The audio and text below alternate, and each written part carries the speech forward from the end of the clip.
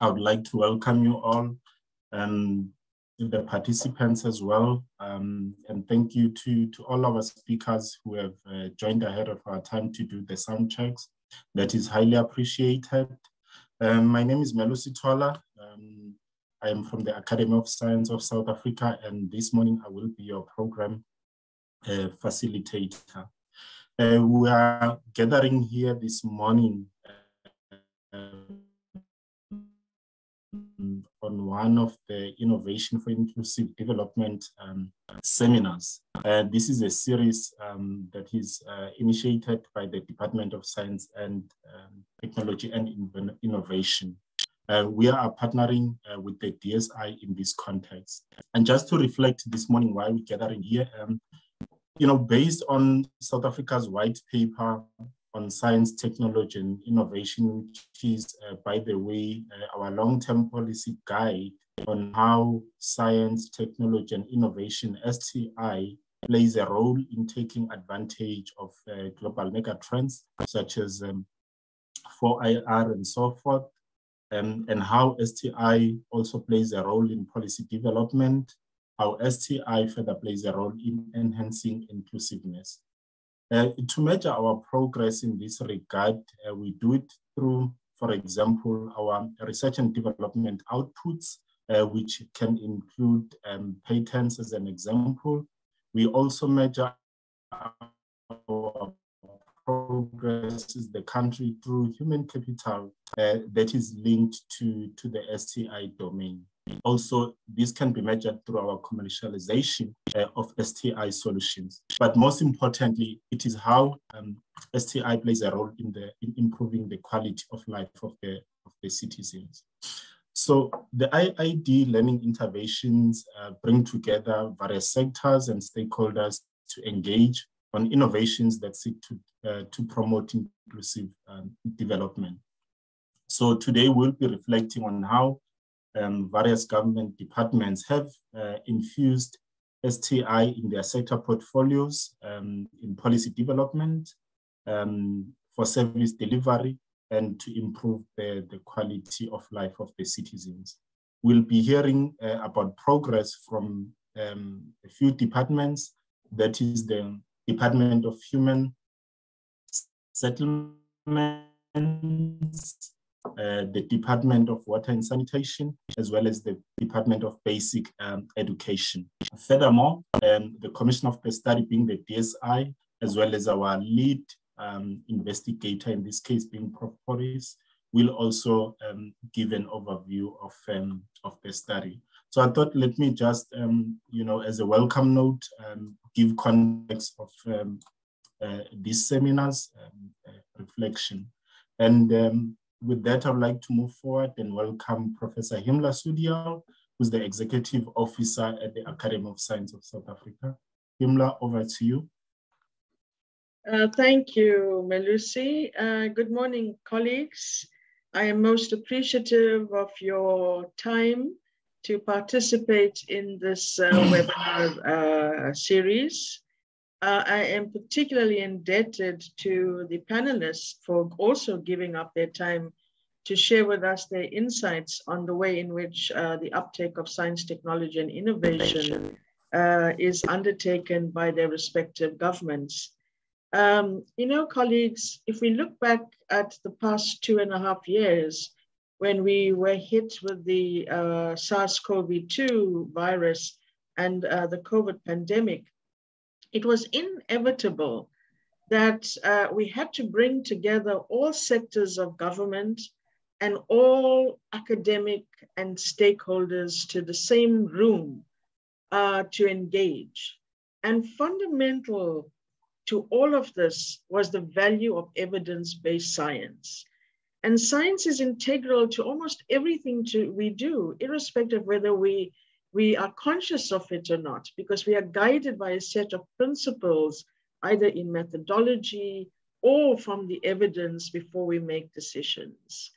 And I think when the DSI asked us to participate with them in doing this work, Professor Puris was, of course, foremost on our minds because of his robust way of looking at things and his analytical eye for information in this policy landscape. And so he will share with us what he has obtained by way of a questionnaire analysis later on. But what I want to say is that we are all kind of growing in this environment about science and innovation. But how well do we understand it, and how well do we implement the science-based core into the deliverables of the architecture of what it is various departments do?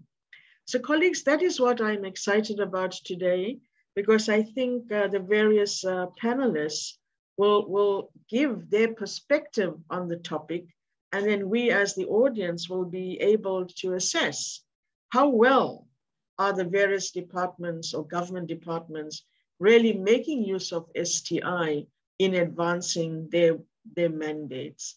So I'm very excited by this, and since I only have the floor for now, I want to thank one and all for participating, and I am looking forward to this exciting webinar. Thank you, Chairperson, and back to you. Thanks a lot, Himla, for those brief remarks. For those who have joined, welcome again. I see the numbers are growing. We highly appreciate your presence this morning. Just an update in terms of the program. A representation from the Department of Water and Sanitation. We will now be having Mr. Bekubuhle Mbense as our panelist in that regard, but all the speakers remain unchanged. Mr. Tsepang Musia will be our next speaker. He's from and he's the director for Sustainable Human Settlements. Tsepang? Right. I see you already. Yes. Over to you, sir. Thank you very much, Chair, and good morning to the colleagues who are in attendance. Thank you very much for the opportunity. I'm going to speak very briefly and provide background to the seminar and introduce this particular seminar, and then move on to speak and maybe outline why we are undertaking these seminars as the Department of Science and Innovation, and just provide the context and establish the context and a prelude to the assessment study that we are discussing here today. So in doing that, I'm just going to share about the vision of the Department of Science and Innovation and also the objectives of these seminars. Why do we do these seminars? And establish a policy context and the location of these seminars within our DSI policies, and move on to share very briefly about a framework. We call it a functional framework for creating an enabling environment or an enabling policy environment for innovation as adopted in the DSI's decadal plan, and conclude by just highlighting focus areas for the assessment study as undertaken in partnership with ASAF. Chair, just on the vision of the department, our mandate as a department is really to look at how we use innovation to achieve the well-being and prosperity of all South Africans, and to improve the quality of lives. And in also our mandate, we look at how we can use innovation to achieve economic growth and also to ensure that there is prosperity in South Africa, and there is innovation leadership, and we are able to create an enabling environment and mobilize resources that can help the country to utilize knowledge, but also to utilize innovation to achieve prosperity and inclusion. So this is very much relevant for us in the sense that we are at a point as a country where we are really in pursuit of an innovation-based system. And in that pursuit, it becomes very important that we are able to create an enabling policy environment for innovation to thrive. Right. So these IID seminars are actually organized as part of DSI's Program 5, and Program 5 is the Socio-Economic Innovation Partnerships. And this program is entrusted with the responsibility to gather knowledge and evidence and learning to inform and influence policies in partnership with sector departments. We also are doing this through our IID unit, Innovation for Inclusive Development unit, which runs and implements programs and demonstrates technologies that can improve basic service delivery. In particular, technologies that have got a potential for widespread adoption by government. So the primary strategic objective for these IID seminars is for us to engage with sector stakeholders and government policy makers and policy decision participants, and be able to disseminate and share lessons and policy insights emerging from technology demonstrations and any other relevant evidence that could be of policy significance. So we organize these seminars for that particular purpose. From a strategic point of view, the seminars are informed and influenced by the STI white paper of 2019. If you look closely to the STI white paper, the intention, one of the primary policy intentions of that white paper is to create a whole of government approach to innovation and a whole of society approach. But even if you were to go through the MTSF outcomes, you'll find a number of outcomes that are expressing a need for government to look at innovation to improve basic services. And our decadal plan highlights priorities for innovation for the country in the next 10 years. And that particular decadal plan again outlines a need. It has got a chapter around creating an enabling policy environment, but it also outlines a need for policy coherence and also for ensuring that innovation governance and mechanisms are in place and that they are effective. Zooming into the white paper, there are a number of clear policy intents that addresses the topic we are discussing today. One such policy intent is about the presidential and ministerial structure that should be leading innovation at the highest level of government, and also a need to ensure an innovation compact across government and partnerships between DSI, private sector, and other government departments in ensuring that innovation is used to improve government processes and decision-making, but also to place and strengthen government as an enabler of innovation in support of a capable state. There are two policy intents that really drives our discussion today from the white paper.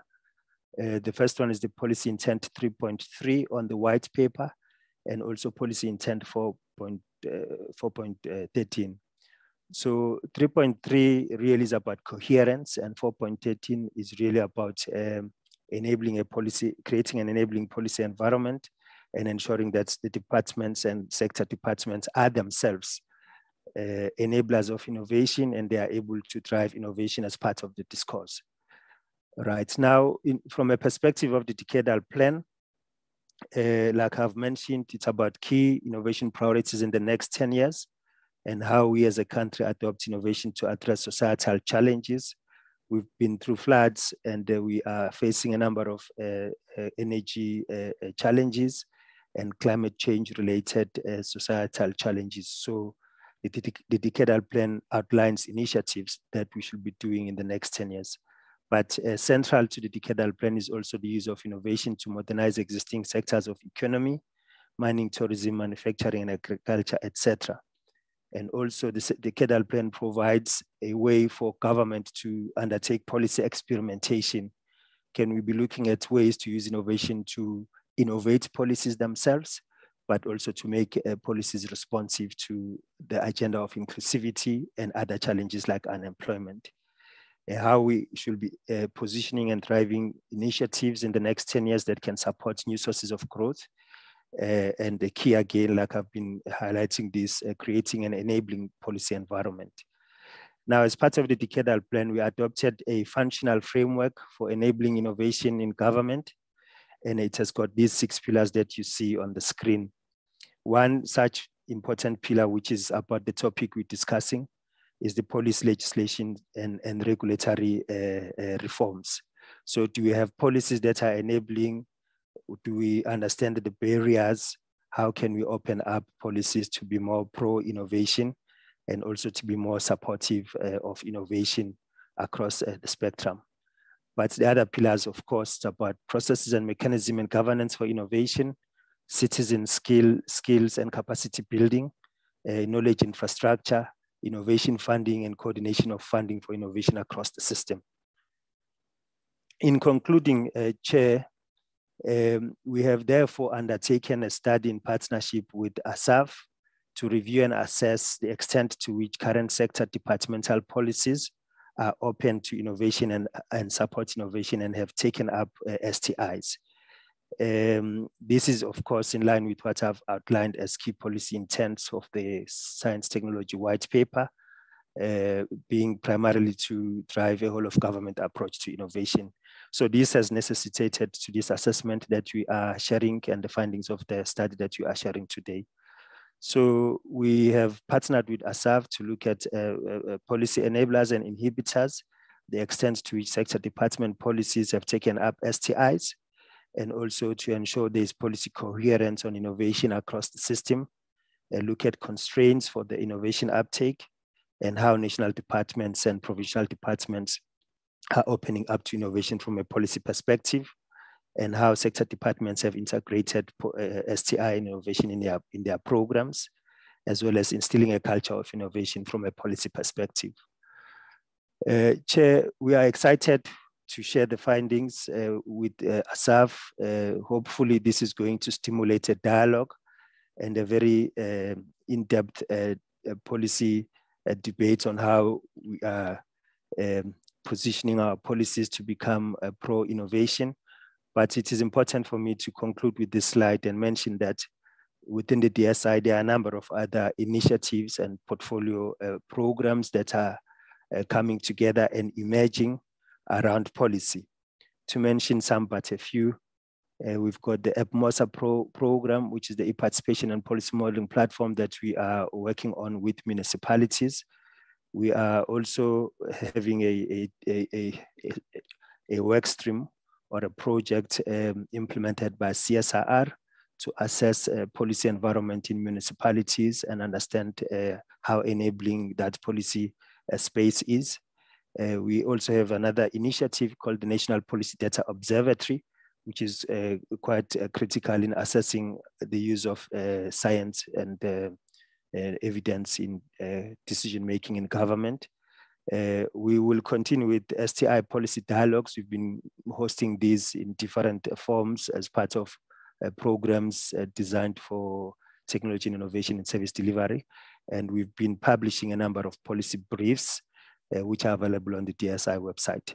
So in this context, Chair, I would like to thank the opportunity that you've provided. And we would like to wish everyone in attendance a very constructive and fruitful engagement. Thank you very much. Thanks a lot, Tsepang, for giving us an overview and as well as the thinking from the department side on that is relevant to this study. Just as my take-home message, there was strong emphasis on your overview on how STI needs to play a remarkable role in improving or impacting the life of the citizens. I think also just recovering from the COVID-19 pandemic and some of the disasters that the country has recently experienced, how STI solutions role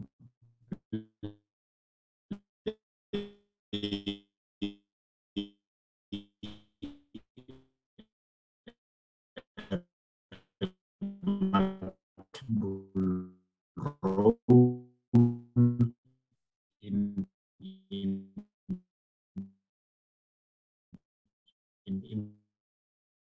the Sorry, we lost you. Economic recovery of I would like to encourage Dr. Tola. to questions to people. So do yes, hello, Doctor. Yes, you were breaking. Let's hope you will be audible now. You were breaking a lot. Oh, apologies.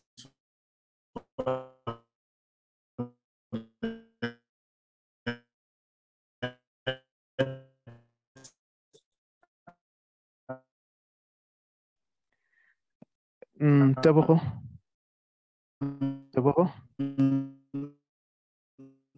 Dr. Tala. Yeah, I think I'll send him a message. I think the area where he is a bit. Yeah, send him a message, but let's rather continue with the program. I guess the next person to be making the presentation is Dr. Jennifer Marimba from the Department of Human Settlements. Dr. Marimba, yes. I think we can hand over to you for the presentation.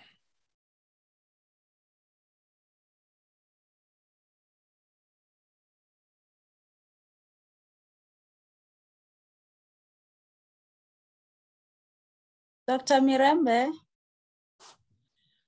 Morning, colleagues. I will screen share in a minute. Apologies for that.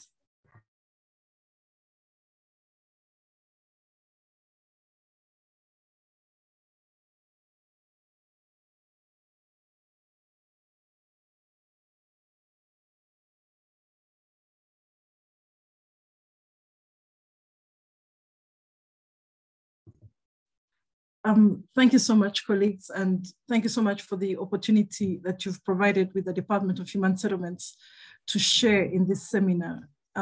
We find it a privilege that you have invited us to share how far we've come on this journey, and I hope that by the end of this presentation, we'll provide a bit more insight on what we have done and where we are going. Let's see. It's a bit of a network. All right. So just in terms of today's session, just to give a bit of a background from where we understood it, where we are now is that we are still faced with a challenge where we still have millions of houses that we are delivering for state housing. However, we are still on a very low end in terms of the use of alternative building technologies or innovation systems. So what we as a department have realized is that the extent of building technologies could provide better systems in terms of sustainable human settlements, especially housing, especially if you look at the time that COVID has covered the country, as well as the recent floods in KwaZulu-Natal and Eastern Cape, you'll see that there is no way that we can still work with low scale of innovation. Therefore, part of the problem we are grappling with now is to increase the scale rightly aligned to the theme of today's seminar. It's how do we go up scale in terms of innovative building systems? And once we are scaling upwards, how then do we increase the knowledge and understanding of the different systems within the different stakeholders? Our journey started as early as 2003. We've carried out a lot of research, as well as in conjunction with the Department of Science and Innovation. We've held a number of conferences, seminars, roundtables, and still the questions we are still faced with today is how can our provinces implement alternative technologies in government-assisted programs, all our programs, right from informal settlements, PHP, and the whole list of programs. Secondly is how can we leverage on our success stories so that we can make the future better for human settlements? And the third one is, how can we prevent some of the mistakes, quote unquote, that we have seen over the years? So part of the areas that we are focusing on is in terms of our policy and legislation to increase the acceptance of alternative technologies by the provinces and metropolitan municipalities, the knowledge and understanding of innovation in terms of the beneficiaries, the certification, the process, the paperwork that's involved in right from when a service provider is interested to when they get their agreement certificate and what happens after that. And then the cost. This has been our biggest challenge to date. where the cost of any innovative building technology to be used in the human settlement sector still is higher than what the subsidy can cover. The other one is in terms of the finance, the ability to access the loans. And then once we have built with alternative technologies, what happens in terms of structural defects? And once we grapple with that, and then how about the capacity to deliver? A good example is the recent the recent floods in KwaZulu-Natal, where over a weekend, we needed lots of innovative built units that could host a number of citizens, and we couldn't get them instantly in a weekend. So the other one is the knowledge and understanding in terms of the different officials across the different spheres. That's right from national department, provincial department, provinces. How do we then beef up our institutional support and inspections? So there is no doubt that for us in the human settlement sector, there is definitely opportunity in terms of the alternative building technologies and innovation, whether it's through job creation, the economic development, how we strengthen our businesses with provinces. There is no doubt that we have that. As a department, we also have areas where we are showcasing some of the work we've done, but be that as it may, where we are now is as follows. Firstly, in terms of policy, we are considering how we improve our procurement processes to ensure that we allow for innovation to happen in the provinces and metropolitan municipalities. The second one is in terms of policy again, where we begin to talk about the green footprint, where we're beginning to see how we maybe even claim carbon credits. How can we then begin to educate our consumers in terms of technologies through maybe education programs and so on? So if I go straight to the current work that we are busy with as we speak, part of what we've done is that to ensure that we can demonstrate that poor households and human settlements will benefit from innovation technologies, and then to ensure that we understand what is the role of innovation in the human settlement sector, especially that innovation can begin to give us a systematic, transparent, and accountable approach to the way we implement our human settlement projects. We have also begun to think about how we can strengthen our academic think tanks, join the debate about what's the new normal for human settlement post-COVID, while leveraging on innovation. How do we re-innovate and how do we communicate? So a few years ago, 2 years ago, we obviously came up with a draft framework for innovation. But what we have done in 2022 is that firstly, I'll start by sharing where our entity is, the NHBRC. The NHBRC is now working with the University of Cape Town in terms of exploring the use of systems in green building. The IBT dynamic database continues, where you can see which companies can implement innovation, as well as the development of rational designs for low carbon emission. We have a design team of architects in the NHBRC that is strengthening this part. The second one is in the department is in terms of long-term or multi-year housing development. What we have done is to see that we look at long-term planning in terms of the growth of human settlements as an asset. If we connect that to some of the global visions where human settlements actually is better positioned to ending poverty through shelter, therefore what we begin to argue is that if we then understand the technology of the house, that's the building technology, the material, and the process, then we can connect that to the technology of the neighborhood. Therefore, we are moving from the house to the neighborhood in terms of innovative building systems and processes, hence improving our economic position as a country. Therefore, from the technology of the neighborhood, we go into what we have termed the priority housing development areas. But in these areas, again, you see that we are connecting from the technology of the shelter to the technology of the prioritized housing development areas. So where we are now is that all our planning systems are now going digital. That's in terms of our multi-year housing development plans. Our Human Settlements Development Grant business plans and our Urban Settlements Development business plans, we are now going digital.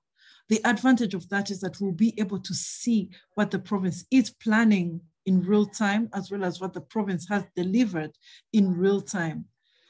The same with metropolitan cities in terms of the Urban Settlements Development Grant. Once we have launched a digitized system, we'll be able to see in real time what has been delivered in terms of services, that in terms of water, in terms of roads, in terms of other amenities in comparison to the servicing of sites with electrification and so on. Secondly, the other layer that we are busy with now in terms of research, we have an active project, which is the exploration of indigenous knowledge systems and alternative technologies in the People's Housing Process Program. And then in partnership with the CSIR, there is the implementation of the 10-year roadmap for the human settlement sector. Another interesting project that we are busy with is in collaboration with the Department of Environment, Forestry and Fisheries, where we are exploring the use of biomass concrete. We are now finalizing the MOU with the department, and that will enable the Human Settlements Department to take ownership of the license. Once we do that, then we can have the different manufacturing factories in the different provinces, and then we can manufacture concrete, biomass concrete from the wild vegetables, from the wild forests. Once we do that, then we can begin to see how biomass concrete can actually become the material of construction of choice for government, especially in government projects. Lastly, is with the Department of the Trade and Industry, where we are working together in terms of timber as a construction material of choice for the human settlement sector, especially when it comes to disasters. How quickly can we use timber in terms of constructing as a construction material in terms of crisis times? Chairperson, I thank you so much.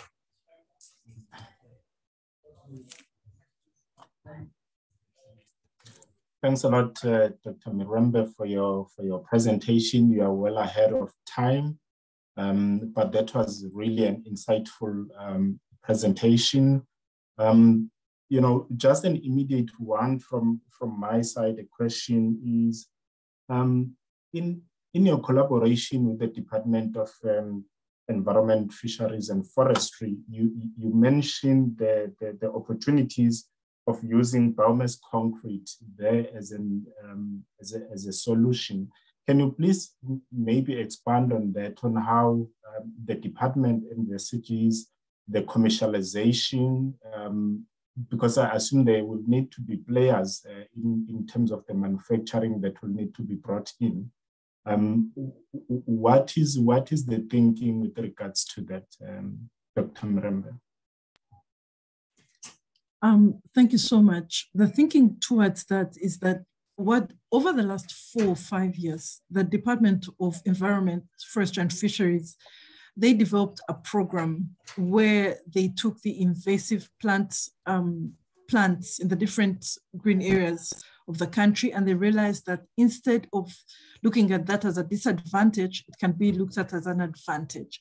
Therefore, they developed a program and they explored how the invasive plants could be converted into a building material. So they sourced the equipment, they sourced the technologies, they did research on how how you move, in lay terms, how you move the tree to ash, the tree to the powder, the concrete, right?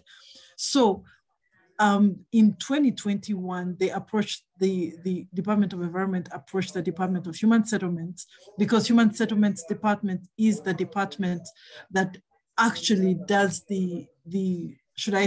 has the license to approach the municipalities in terms of actual construction. So what we have done, the first thing was to have a legal agreement in terms of how the roles and responsibilities of the different departments. Like, what does the Department of Environment do, and what does the Department of Environment do, and then what does the Department of Human Settlements do? So where we are now is that once we have signed the MOU, then we will be able to now have a different license agreement with each of the provinces. So when a company, for example, has a tender with the province, the first material of choice available would be the biomass concrete in terms of construction of that project, right? So that's where we see that going. We hope to have the same partnership with metropolitan municipalities. However, I need to highlight that provinces will not be forced to use biomass concrete, but we want to flag it as an innovative product from government to government, right? As a building product that has now been developed by government, flagged to provinces as an option to the normal building materials that they've been sourcing from private sector. So that's how we see the way forward. Oh, thanks a lot. With those insights, I think from the South African perspective, the issue of housing and the affordability of housing is really a huge challenge. So thanks for providing those insights on how you plan to utilize innovation to overcome that challenge. We do have a question from Tsibane Ntlatlapa, and if you are still available, Dr. Marimba, to take that. What is the status of digital planning systems, and how does the absence of data sharing framework affect that work? Dr. Marimba? Yeah, thank you so much. I think in the presentation I did indicate the current status of the digital systems. I think that's what he's asking about. I think I did mention some of that. At the moment, we are focusing on getting the planning right. And once everyone is digital, let me put it this way, provinces and municipalities are already digital. But the challenge we have is that our digitized systems are not integrated. So now we are integrating all systems. So the way the province is planning, the system they're using, is integrating with what the national department is using, is integrating with what the metropolitan city is using. In addition to that, it is in terms of the grants. The planning for the human settlements grants through a digitized system is now being integrated with the planning for the urban settlements development grant, so that at the end of the day, Dr. Twala, one can see that as human settlements grants in one single digitized system, you can see what the planned output is anticipated to be. Can I have the second question, please? I missed the second part.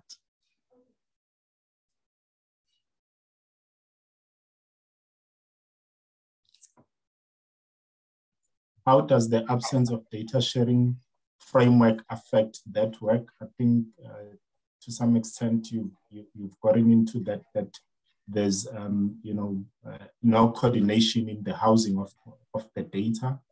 But then we have another question from Bonani Matigizela, assume that is Diggs. He's asking, this concrete can be seen as one in the circular economy. Would you be interested in exploration and use of excavated sediment in silting dams and estuaries? So trying to get rid of a problem by creating a solution here for the biomass concrete. Would you be open in looking at that, Dr. Marimba? Thank you so much, Dr. Twala.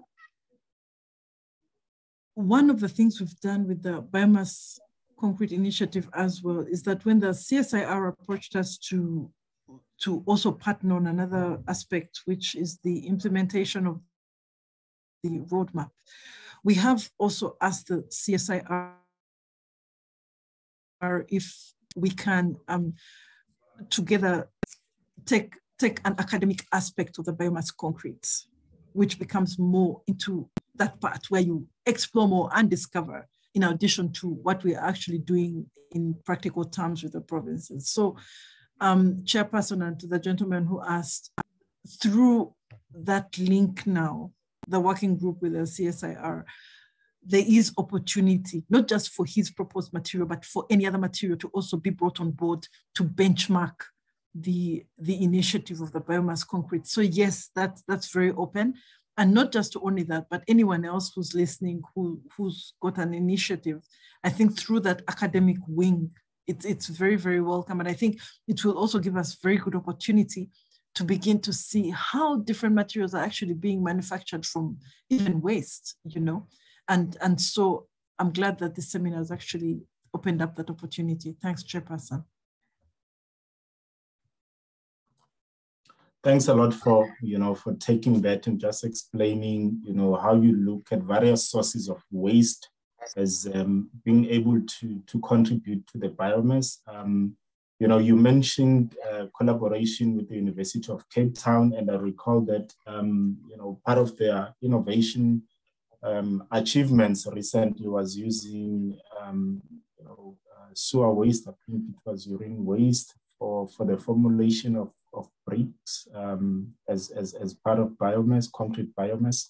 So there is various options from the different waste streams.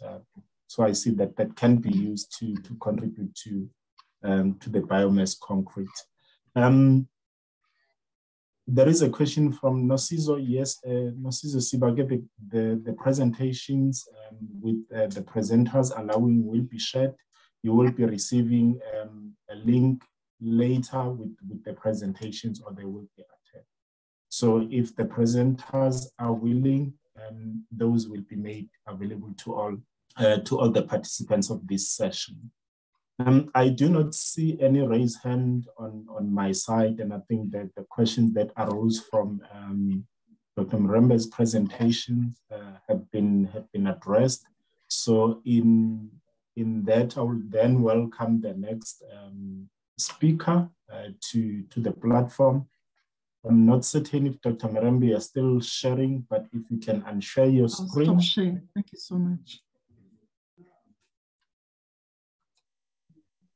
Thank you. Our next speaker, who is the principal investigator of this study that was commissioned by the Department of Science and Innovation, is Professor Anastasios Porris.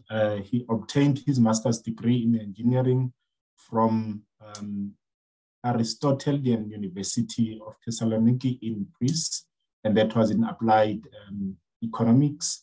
He received his PhD from the University of Cape Town in policy-related issues. He received his executive education from the J.F. Kennedy School of Government of Harvard University in the USA. He worked as the Director of Science and Technology in the National Research Foundation, and he worked as Chief Executive Officer of the Foundation for Education, Science and Technology, as well as the Director of the Institute of Technological Innovation of the University of Pretoria, and Managing Director of Quantitative Evidence Research. Prof. Porris has published more than 100 articles in peer-reviewed journals and has an H index of 18 arising from those articles. Prof. Porris, the stand is yours. Thank you very much. Let me try to put my presentation on.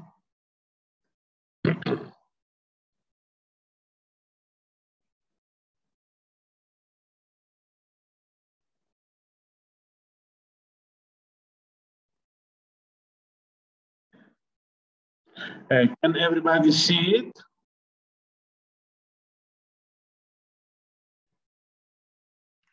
Yes, hello? yes, we can, Prof. If you can just put it on slide mode.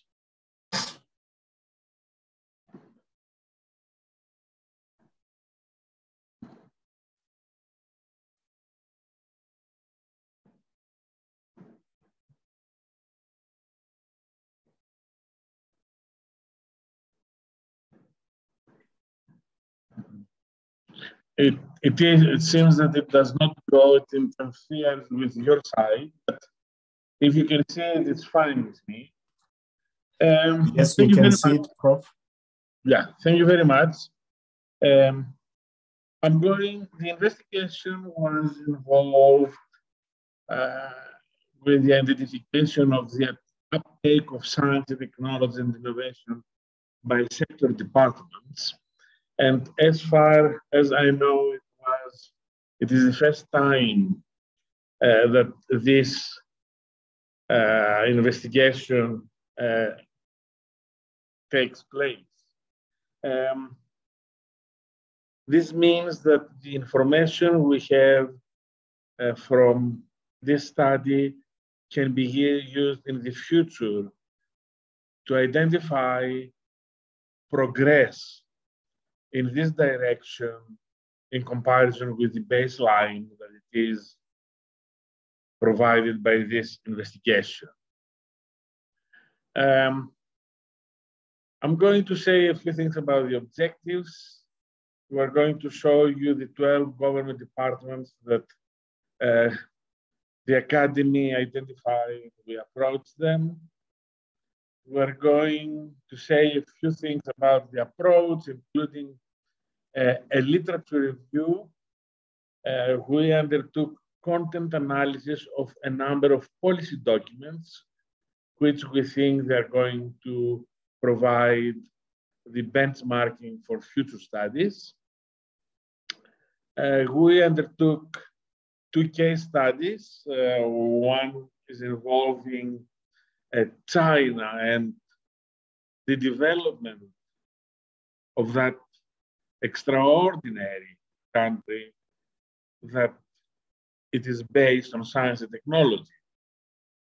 I'm going to go through our survey and the interviews, and I'm going to end with some recommendations.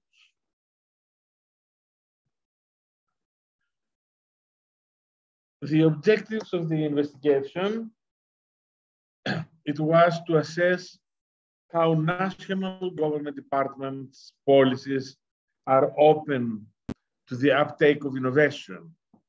Here I have to clarify that it is not only the national government departments that they have to be monitored, but also the provincial one, and to a certain extent, the local government departments. It was important to ascertain how the departments have integrated science, technology, and innovation in their policies and in their different programs. The investigation is supposed to inform DSI to formulate policy interventions that accelerate the realization of the value of science and technology in public service and society in general.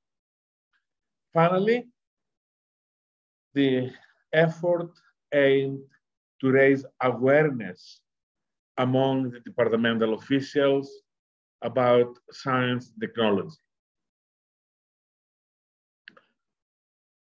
Here we have the list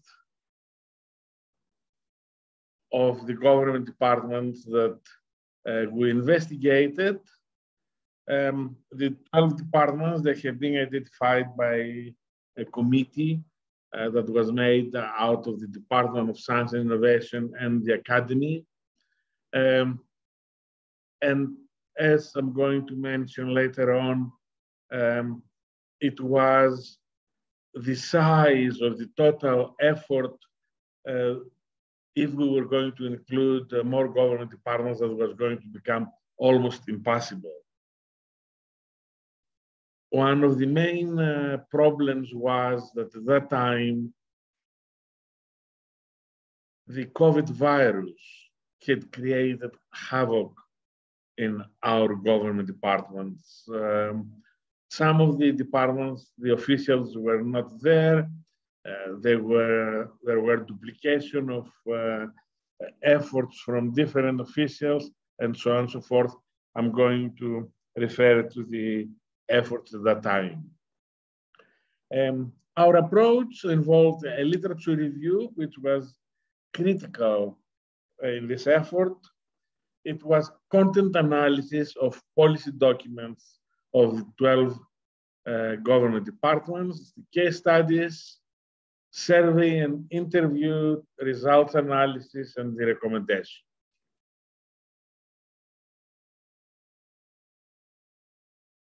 Let me say a few things about the literature review.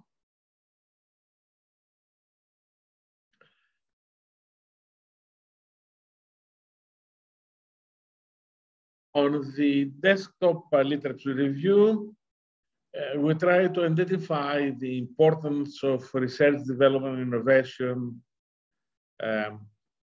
for other government departments' activities, the issue of policy coherence, that it is a critical issue for this type of investigations. By coherence, we mean that the government policies in one department, they are in tune with efforts in other government departments, and there is no conflict in what one particular department is trying to do in comparison with other policies and regulations.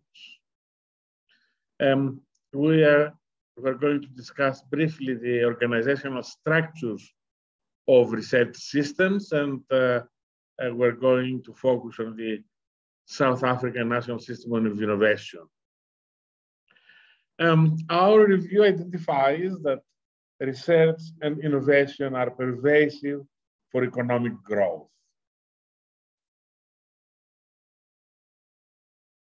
There are a variety of reasons that make the involvement of government also of importance in various activities. For example, when there are public goods or there are externalities, there are increasing returns to scale and information asymmetries, we are expecting the government to get involved and resolve this issue.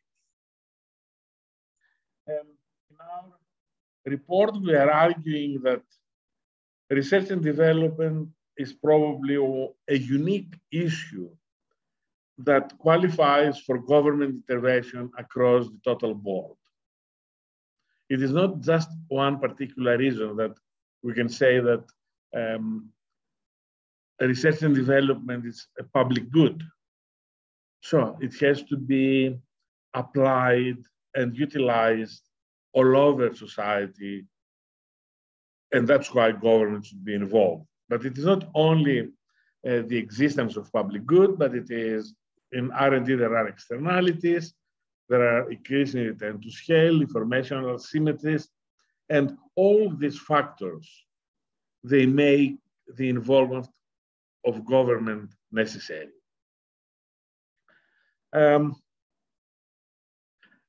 We went briefly into the history of development of various countries, and it is interesting that these Asian tigers, Singapore, Hong Kong, Korea, and Taiwan, they based their development on technology and innovation. Similarly, China, India, and Brazil adopted such approaches. I'm going to talk in more depth later on about China, because it was interesting in China that at some point they were sending researchers and scientists to gulags in Siberia, because they were thinking that this kind of society cannot make a contribution. At some point, they changed completely their mind. And that's how they reached where they are today. Science and technology is not only for high technology issues, but it can have transformative characteristics. And a number of examples is the polio vaccine, the new seed varieties, which launched the Asian Green Revolution, the antiretroviral drugs that rendered HIV/AIDS a chronic and manageable disease, the M-Pesa mobile payment platform, and we should not go far away about the vaccine that was developed in a miracle time and solved millions of lives out of the recent pandemic. Also in the report, we identify a number of studies that they identify very high rates of return, particularly the social rate of return is in the region of 100%, that it is terribly difficult to find other kinds of investments that they can reach this level. About the coherence, refers to the interdependence and interrelations between different policies. There are two dimensions of complexity that they create policy failure, and that's why we need a coherence. And the two issues are the policy mix and the multi-level of governance. By policy mix, we mean that one particular government department has its own policies and its own regulations that they aim to achieve its own objectives. While another government department might have different regulations and different policies, and these two activities might be in conflict. Also, research has identified that when we have multi-level governance, the way that we have in South Africa, the different levels of government, they don't necessarily communicate properly, and they don't always have coherence. Again, the literature identifies that there are a number of solutions that are used internationally in order to resolve the policy failures and support coherence.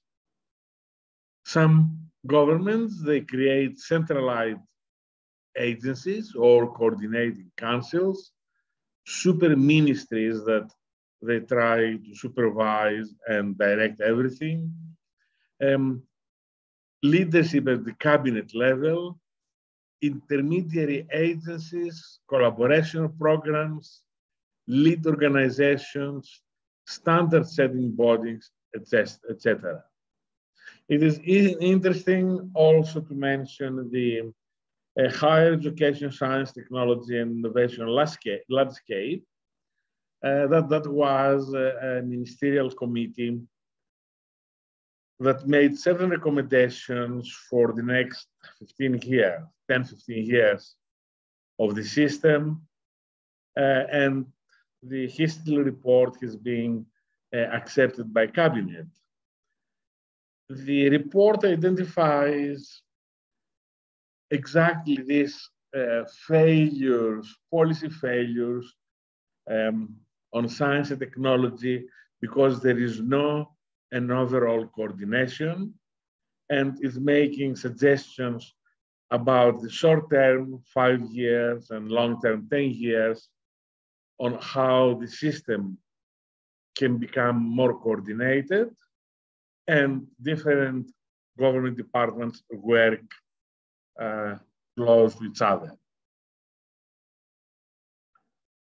Similarly, the white paper on science and technology recommends the establishment of a coordinated system of science and technology with the objective of expanding research and development, develop human capabilities, support the local innovation system, increase investment in the national and science innovation, support the Pan-African agenda, and of course, inclusivity.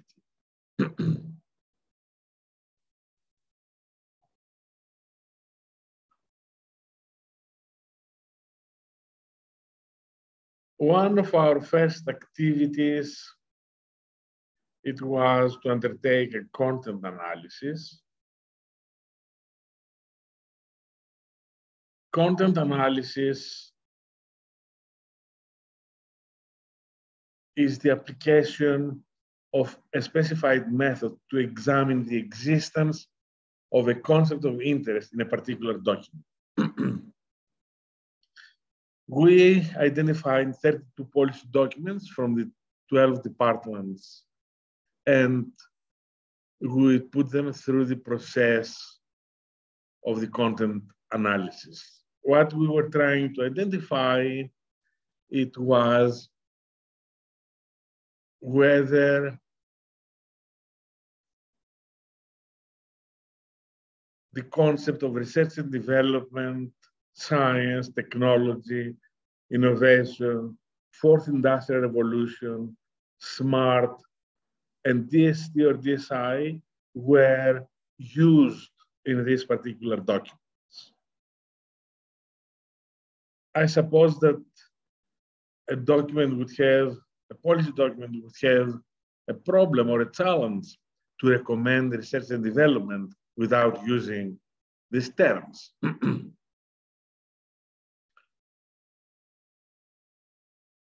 The main finding of the 32 documents is that only a limited number of departments consider science, technology, and innovation issues in their policy documents.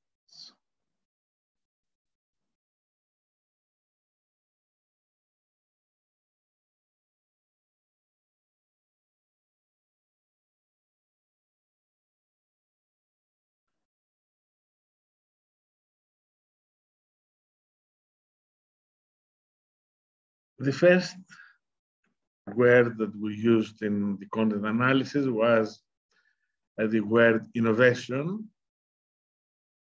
And we identified that 11 out of the 12 departments use the concept of innovation to a certain extent.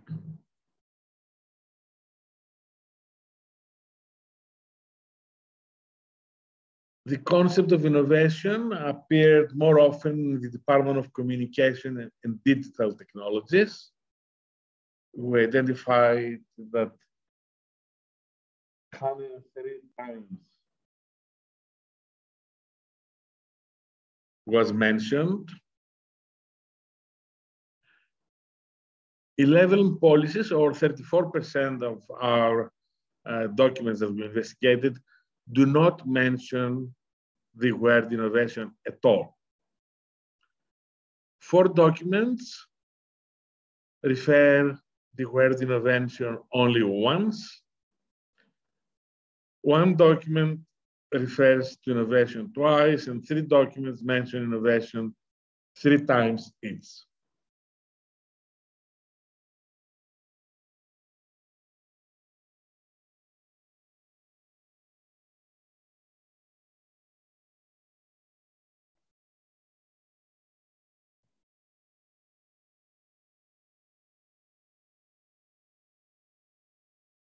Another keyword that we investigated was technologies. And it was interesting to us that the term technology was used most often also in the department that used the word innovation. The Department of Training, Industry and Competition has the second highest combination of terms, technology and innovation, and they use the terms 25 times, while the previous department uses the terms more than 100 times. Also, we investigated the use of the term DST or DSI, and our argument there was that the 2019 white paper discusses about coordination of science and technology and innovation, and the Department of Science and Innovation is identified as the coordinating body. So, if a document does not include the term DSI, it means that they have not done something to start coordinating their activities with the DSI. The name of DSI has its highest frequency in the Department of Agriculture, Rural Reform and Rural Development, 4 times, and the Department of Communication and Digital Technologies. Most of the departments do not mention digital, they do not mention DSI at all.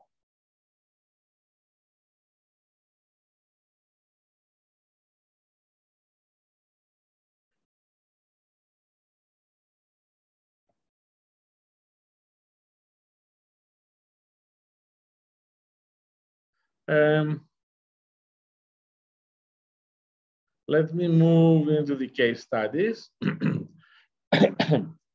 I mentioned earlier on that China is a very particular case. It is interesting that some years ago, I tried to identify how South Africa was comparing with China and other East Asian countries. And at some point, I identified that in the 1960s, South Africa was doing really well in terms of applications and patents in comparison to China, that at that time it was very close to 0. So it is an interesting situation for somebody to investigate what happened. And from a 0 situation, China reached the levels, the current levels, which they are on top of the world. China has more publications than most countries in the world, and the same about patents, and their innovation system is many times bigger from what South Africans approach currently. And one interesting finding is that the successors of Mao Zedong, they were, in contrast with Chairman Mao, in disagreement with him about the value of science and technology and the value of scientists and engineers. And the premiers, Zhu Enlai and Deng Xiaoping, announced that science and technology, it was one of the 4 modernization forces in the world, and science and technology was supposed to be supported the same way that they were paying attention to other driving forces.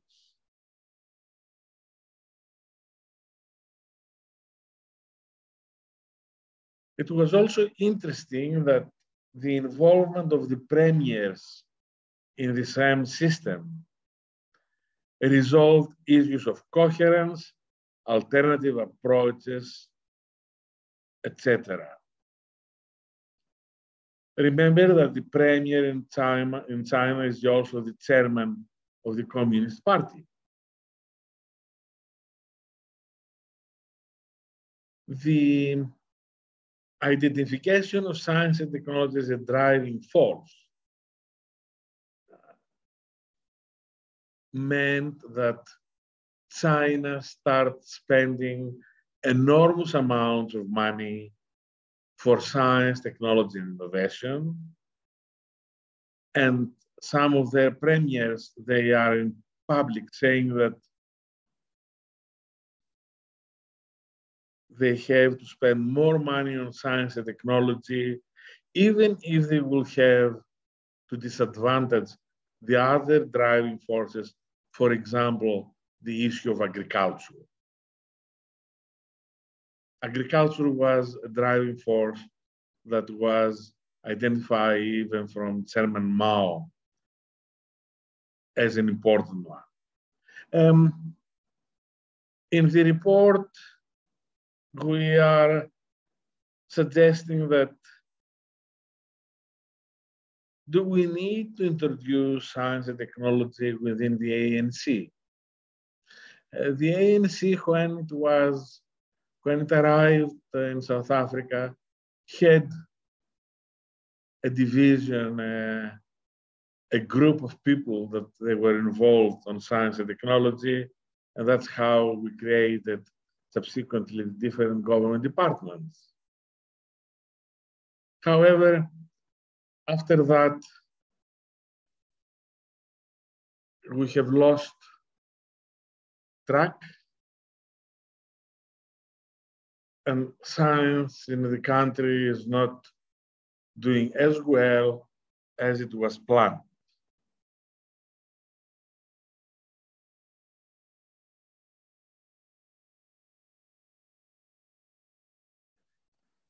Our second case study was the issue of the Department of Human Settlements and its collaboration with the Department of Science and Innovation. And we identified that appropriate actions of the two departments led to initiatives addressing issues of the country's poorest and least advantaged citizens. Of course, identifying the poorest and the least advantaged citizen, it was of critical importance, and probably the approaches that are used in the two departments may be used by other government departments to solve the problems in their domains. The two departments have legalized their agreement to collaborate by signing an MOU. The effort was institutionalized by DSI establishing the Directorate of Sustainable Human Settlements. The targeted beneficiaries are the country's poorest populations. The two departments were able to raise partially funding from international funders, and discussions among the stakeholders protect the projects from wrongdoing. It is interesting to identify in these actions the issue of institutionalization that is taken care of. Just signing MOUs, they are not really effective. The issue of institutionalization is you bring officials' interests into the play that they are going to try to support the objectives for their positions.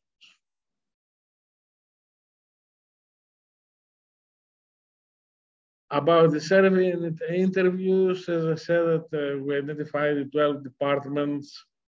It was a really difficult time in the country.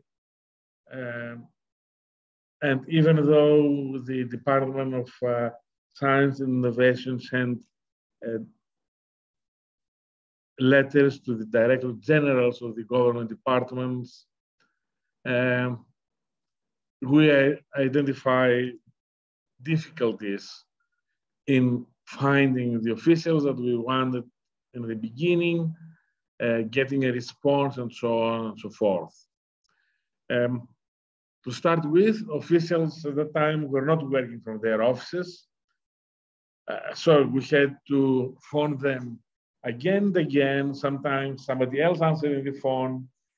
We were getting a different number, and the process was going on. At that time, more than one officials, they were working in the same position, and sometimes they were not aware of the project. Of course, officials that they were not well, they were not going to respond to our messages. And persistence, it was the only way to succeed and have information from all departments. A famous answer that we had, it was, we have not received any communique to incorporate science, technology, and innovation in departmental policies. It was interesting for our team to identify that the government officials, they argued that they were not informed about efforts in other government departments. Some of the responses, and we put with red here that we cannot extrapolate the total population because the 12 government departments, they were not chosen randomly, but a committee decided that we wanted to have information from these departments.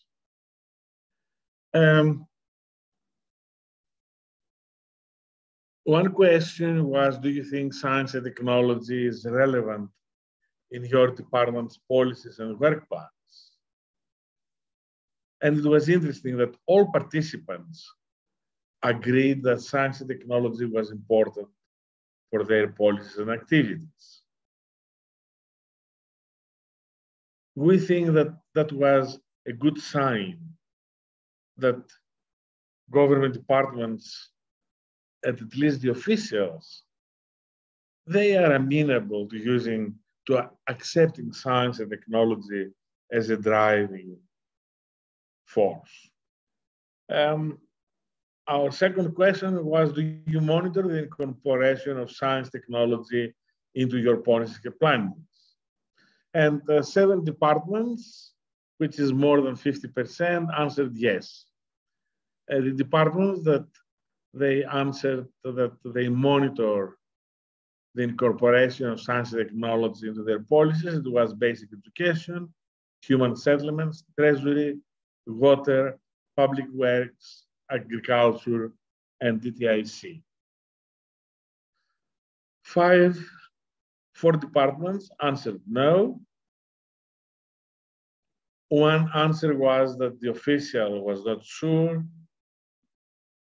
And only 3 responses covered a rating of performance of the monitor system. The values were 3, 4, and 5, which was 3 was the average and 5 was excellent. So the 3 departments that they mentioned that they have a monitor system, they also thought that it was a good one. Then we asked what are the constraints for incorporating science and technology in the policies. 4 of the departments mentioned budget cost. 3 departments, they mentioned technical skills, and 2 departments mentioned lack of capacity resources. Other issues that were mentioned include implementation in lower government sphere, IT silos within departments, and lack of interdepartmental collaboration.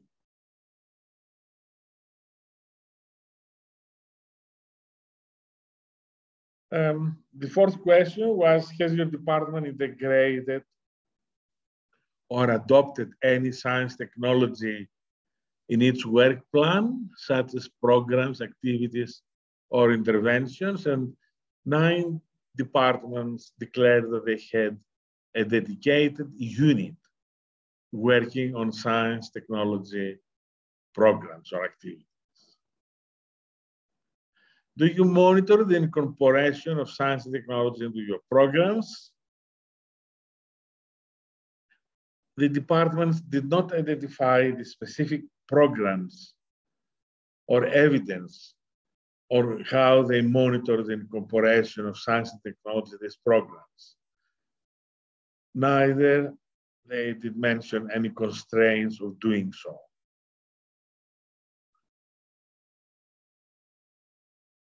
In the question, has your department integrated or adopted any aspects of South Africa's science and technology in its policies? 6 departments monitor, they mentioned that they monitor the incorporation of science and technology in their policies.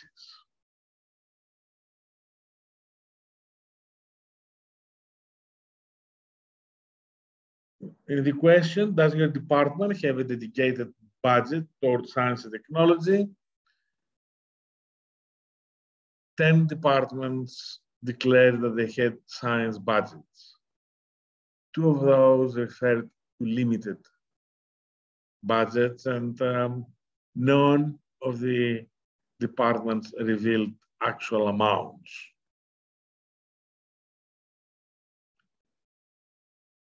Does your department have dedicated unit for innovation?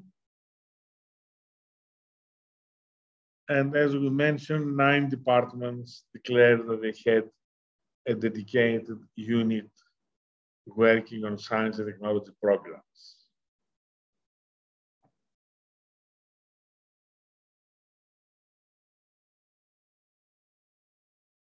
The next question was, does your department has human or infrastructural capabilities to incorporate science and innovation in your policies?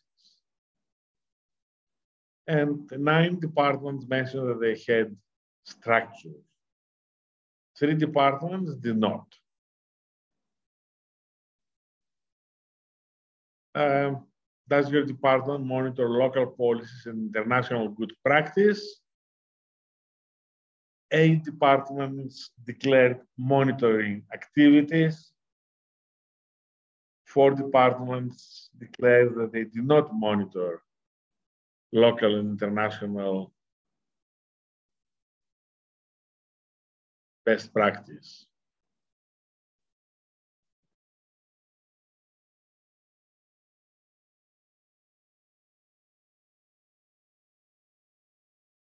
On the question, what policies can improve coherence in the policies and programs of your department with the innovation policies of the DSI, we received a number of different suggestions. 3 departments mentioned the ministerial clusters, and they suggested that DSI should have it almost on a permanent basis, the issues that they have to be addressed by the cluster.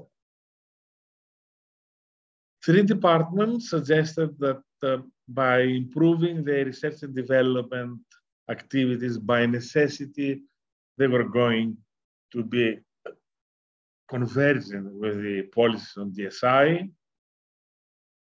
2 departments, they mentioned that collaboration policies, they're going to be useful.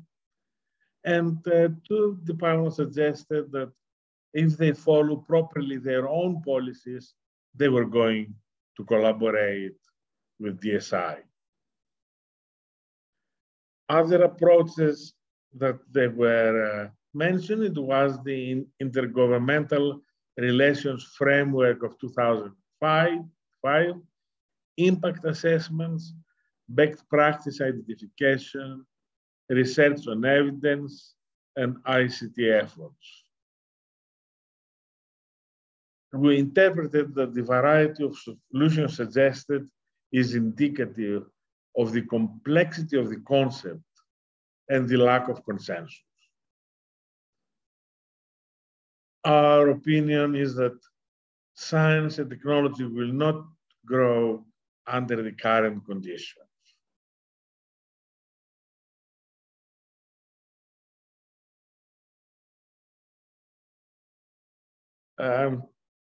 Let me say a few things about the recommendations that we developed. And the overall findings appear to show that science and technology can be accommodated in most of the investigated departments. However, clarification should be provided on what is expected from possible amalgamations and incorporations.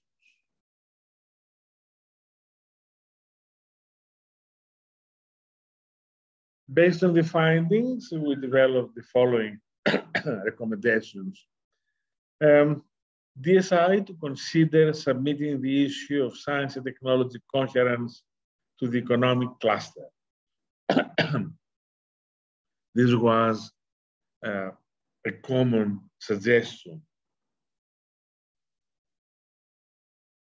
Furthermore, DSI should consider to activate the Intergovernmental Relations Framework Act for the establishment of a national intergovernmental forum.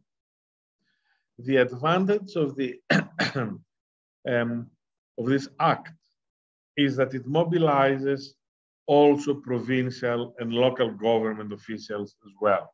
So while the economic cluster is directed only on the national government departments, the IRFA is going to addressing issues on different levels of government.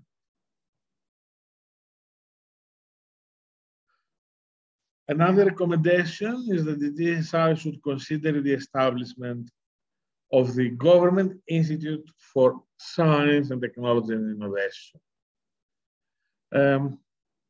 All over the world, there are established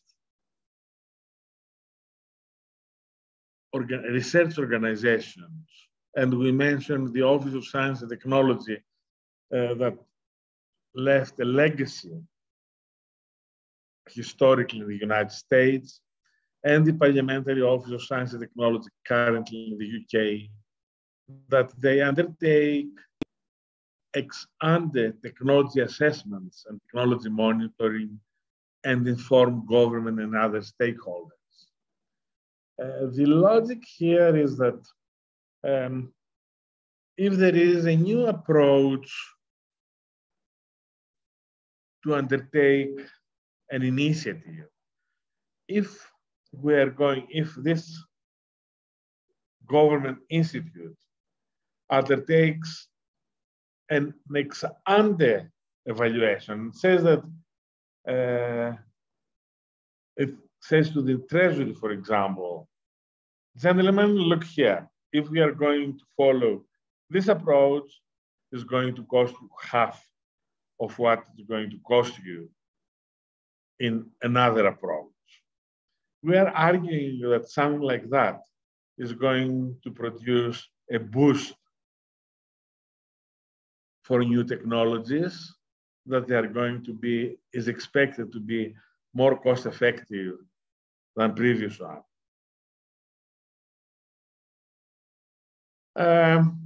We also suggest that DSI should engage the Department of Cooperative Governance in order to influence lower levels of government.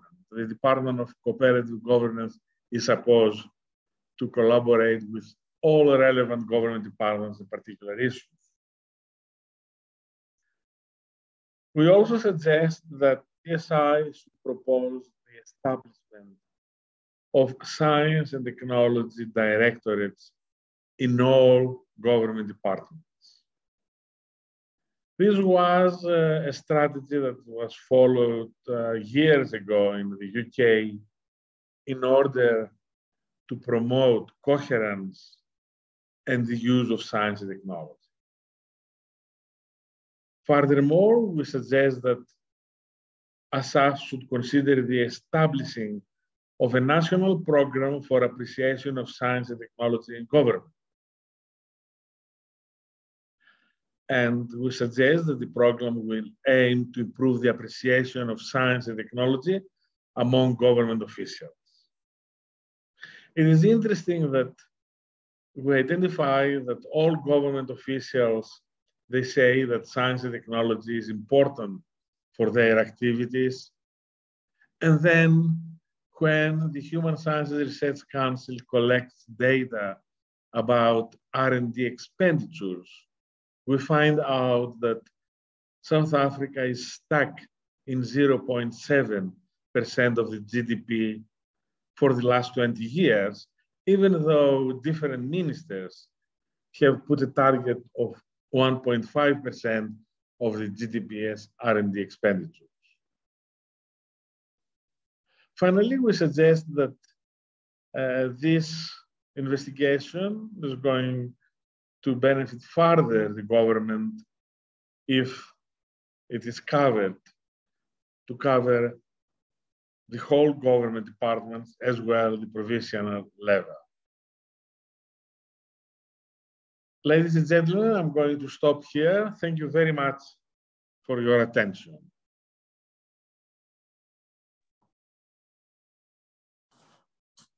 Thanks a lot, Prof, for your presentation.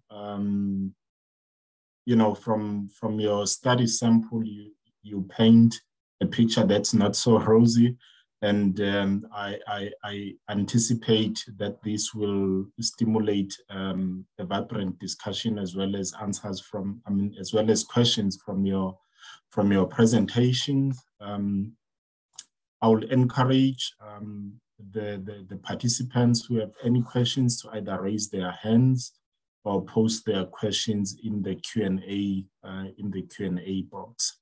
So if anyone has got a question, if you can kindly raise your hand, please. Michael Khan, you are the first person that I see with their hand raised. If you can kindly raise your question.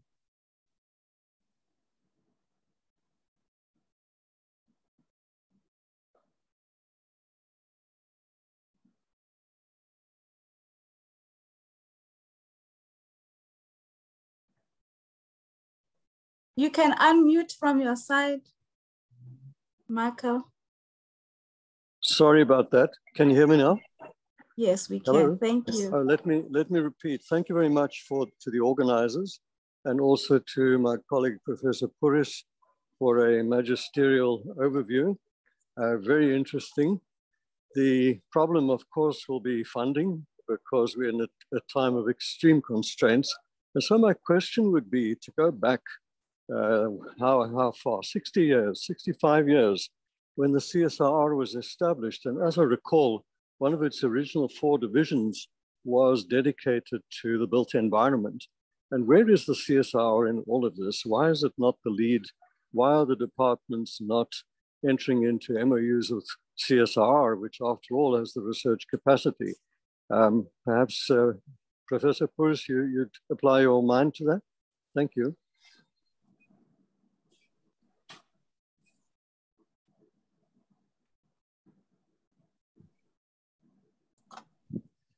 Puris?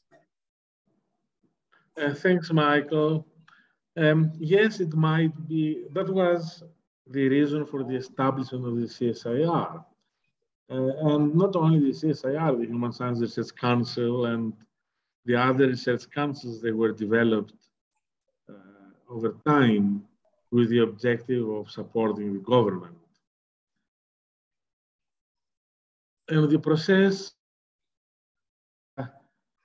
the partial commercialization of these organizations have redirected their efforts, and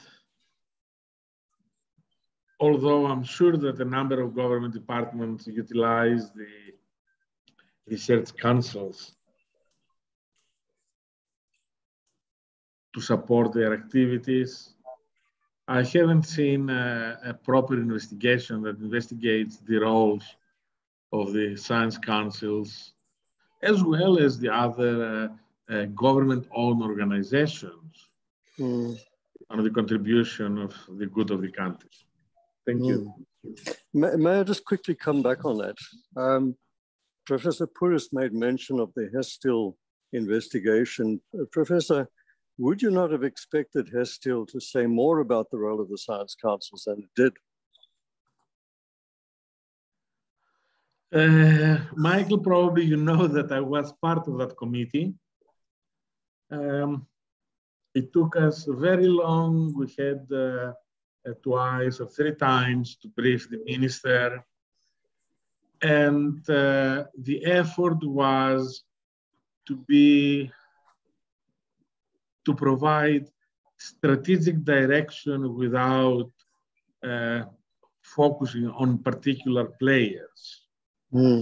Even though, for example, the strategy suggests that Nike should become a much more important organization to support the president's office on issues of science and technology. Even there, the report is not going into depth.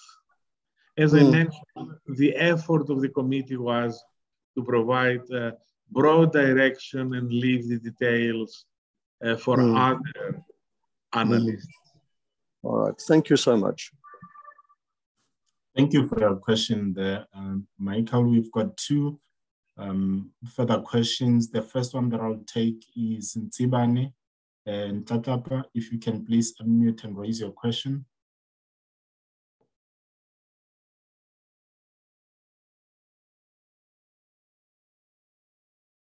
Ntsibane, please unmute. Please unmute, Ntsibane. Thank you.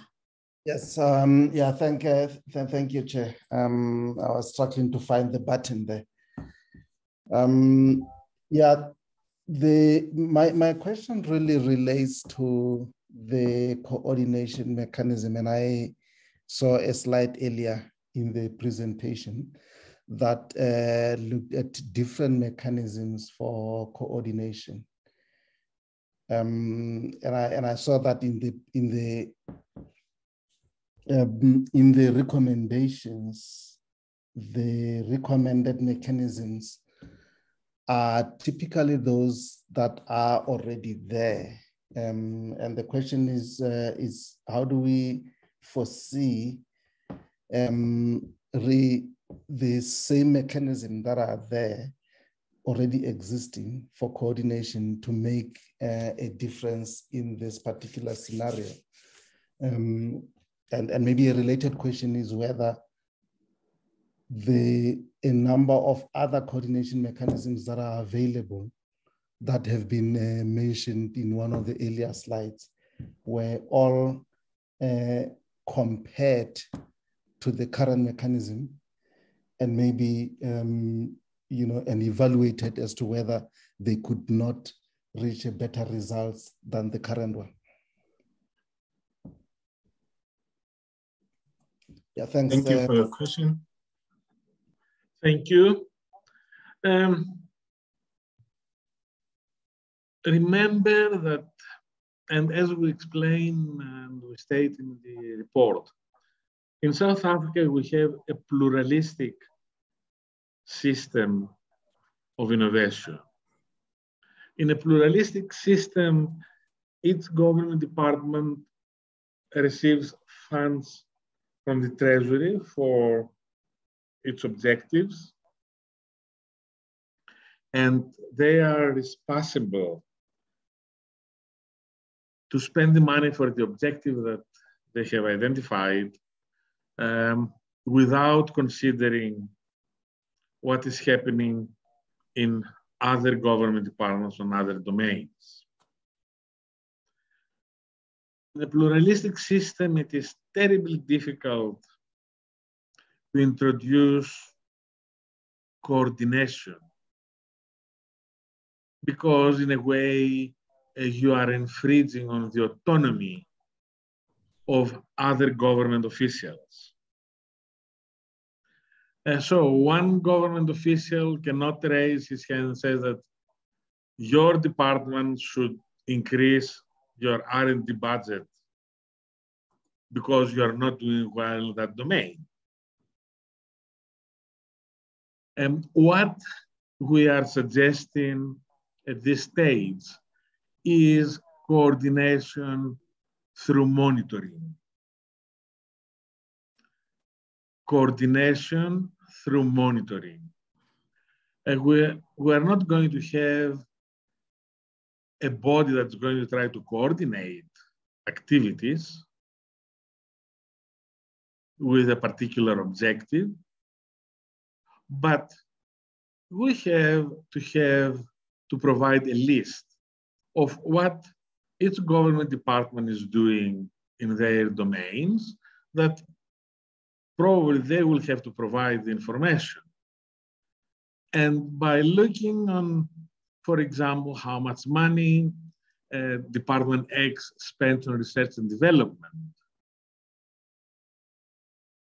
we can make an implicit judgment that the departments that they don't spend enough money on research and development, they are not going to be on the frontier of knowledge for the support of their stakeholders, but they're going to be using backward technologies that they're not going to be as efficient, as effective as are going to be the technologies in the frontier.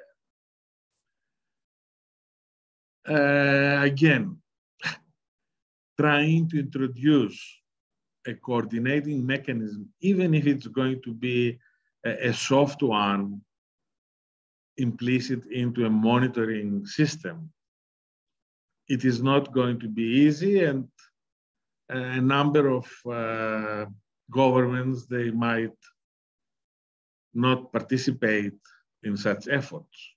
Thank you. Thanks a lot, Prof, for addressing that question. We've got another hand from Pigaleli Mnguni. Pigaleli, if you can please unmute and then raise your question to Prof. Thank you. Oh, thank you. When you were saying people should unmute, I was just looking at the button where I can unmute it. It was not visible. It's only visible now that you are saying I must unmute. Thank you very much. Thank you very much for all the presentations that have been presented. My take on this, right, I'm from the Department of Sports, Arts and Culture. And I think in the Department of Sports, Arts and Culture, we're very much passionate, particularly with the innovation. And that is the fact is that creativity in the department is one of the key factors of production. And because artists are using that for their artifacts coming from their talents and creativity. But I think the challenge is the translation of creativity into innovation. And then in the recommendations that has just been presented now, I heard the presenter saying that is making a recommendation that the STI should be presented to the economic cluster. And then in my view, that not all departments are members of the economic cluster, and then in that way, they'll be excluded. So since my department is also interested in this issue of innovation and as well as technology, how can we be involved into this? You are absolutely right that the economic cluster is only one of the clusters. Basically, all clusters, they should be involved with science and technology. I was watching recently in Wimbledon tennis.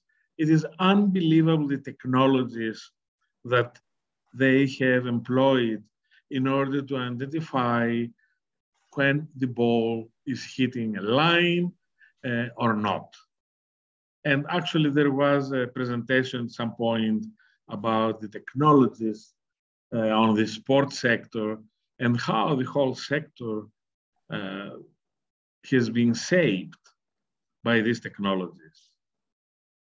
Thank you. I agree with you that all sectors, they should be involved and participate on science and technology. And one of our recommendations is that all government departments, they are supposed to have, at least in the level of a chief director, a science and technology department.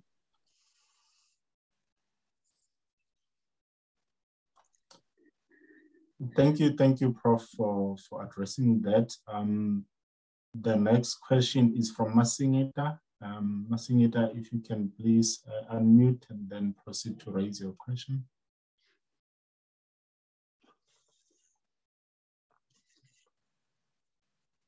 Yes, thank you, colleagues.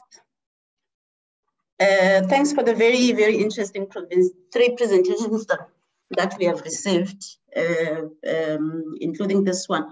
I'm quite interested in the message, from my understanding, that is coming from the previous presentation, Prof, mainly on your research on how much or how far is government into implementing or practicing innovation. From my thinking, I think innovation is an outcome of lots of activities. So I do hear, I would like to see what your recommendations were on the full paper. I did look at it, but more on particularly, as the previous speaker has said, particularly to stakeholders like municipalities who don't sit in forum like this ones, where in clusters like as arranged in the economic cluster, like you're saying. So innovation being a very cross-cutting work and a cross-cutting outcome will require more effort than I think where we are. And then the next question maybe it's not a question to be answered, I'm just flagging it out there. How proactive is DSI in trying to go look out for innovation elsewhere? I know you've got a number of programs. I'm sorry, I didn't introduce myself. I'm from Tekken municipality. I'm involved in the coordinating of DDM, district development model. And these are the kind of innovations that we type of work that we're looking for. So noting that Etequini is one of the 3 pilots that are implementing DDM pilot, I think we have approached DSI on how you can partner with you around this. Let me put some disclaimers here that I don't have my colleagues from water and electricity who participated with us at the beginning of the VVVISP. But my question broadly to the department is, how proactive are you in trying to really mobilize players like municipalities in taking up this kind of work? I know we may have to come to you, but if noting the post by the previous speaker, it looks like all of us have to work together to get this work done. So I just want to clarity on that. And as I indicated, I know we've worked with you on all these kind of things, but what is your perspective, or what is your thinking on supporting this innovation through the approach of district development model? We're looking for people like this. We're looking for government departments to come and consolidate in our areas and see if that's what is it that cannot come up. The first speaker did talk about human settlements and housing models that they are putting out there. What is the implication following the floods? They thinking on all those kind of things. And what is your thinking around getting to the ground to really get people who can join in this train of innovation? So it's not as simple as just looking at the policy departments that you're seeing. It will need some proactive from both players, whether it's government, but I've indicated our limitations. We don't sit in any of those clusters. And the more we think we'll have to discuss these issues in clusters like that, the lesser we'll be able to achieve the greater goals of why we have to innovate. Thank you. Thanks a lot, Masingita. And in addition to Prof, I will also welcome Tsepang also to respond to, you know, from the DSI perspective in terms of their thinking on how to enhance the STI applications within the various sectors with relevance to Masingita's question. But Prof, I can start with you if you can respond to that, please. Thank you, and I'm really pleasantly surprised to hear about the activities at that level. As I mentioned earlier on, science and technology should be part of all government departments. It doesn't matter if they are national, provincial, or local. And when we have the comments that we've heard, I think that we should be optimistic that even at that level that currently we don't have a full picture of success, we can see that we should start making sure that that level is also part of the governance of science and technology.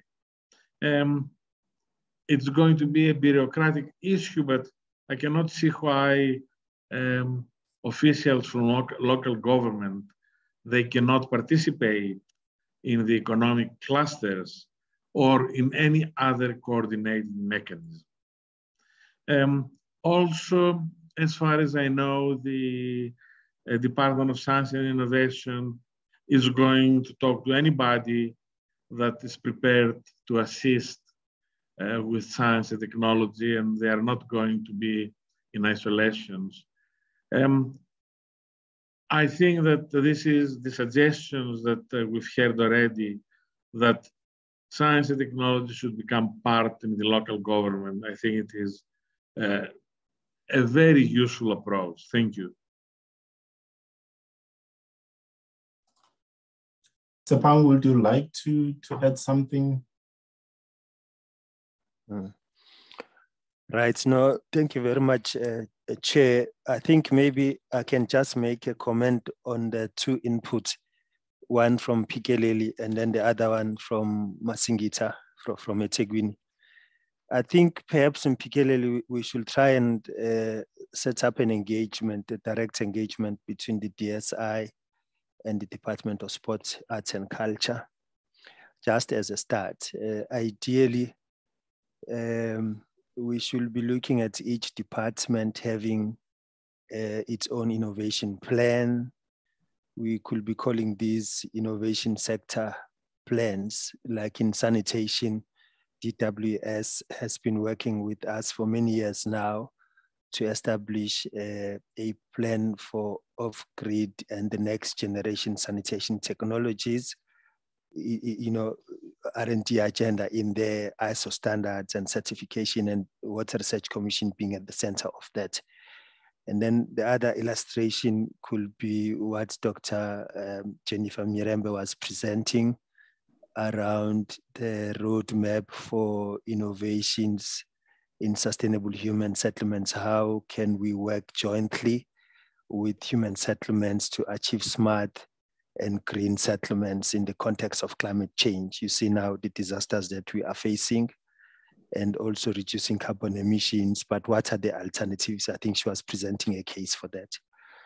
I can go on and maybe make this similar illustrations to even link this to what Professor was presenting around the findings of the study, where you can see other departments having established a research and development unit in that particular department. So ideally, if we are very committed as a country to say we need to put a country on a trajectory, a new trajectory of a science-based system across the discourse, then it becomes important that each government department becomes that player in the national system of innovation, is able to get support, but also there are budgets that are allocated, but there's a relationship between the DSI as a department mandated to drive innovation, and that relationship is established with each sector department.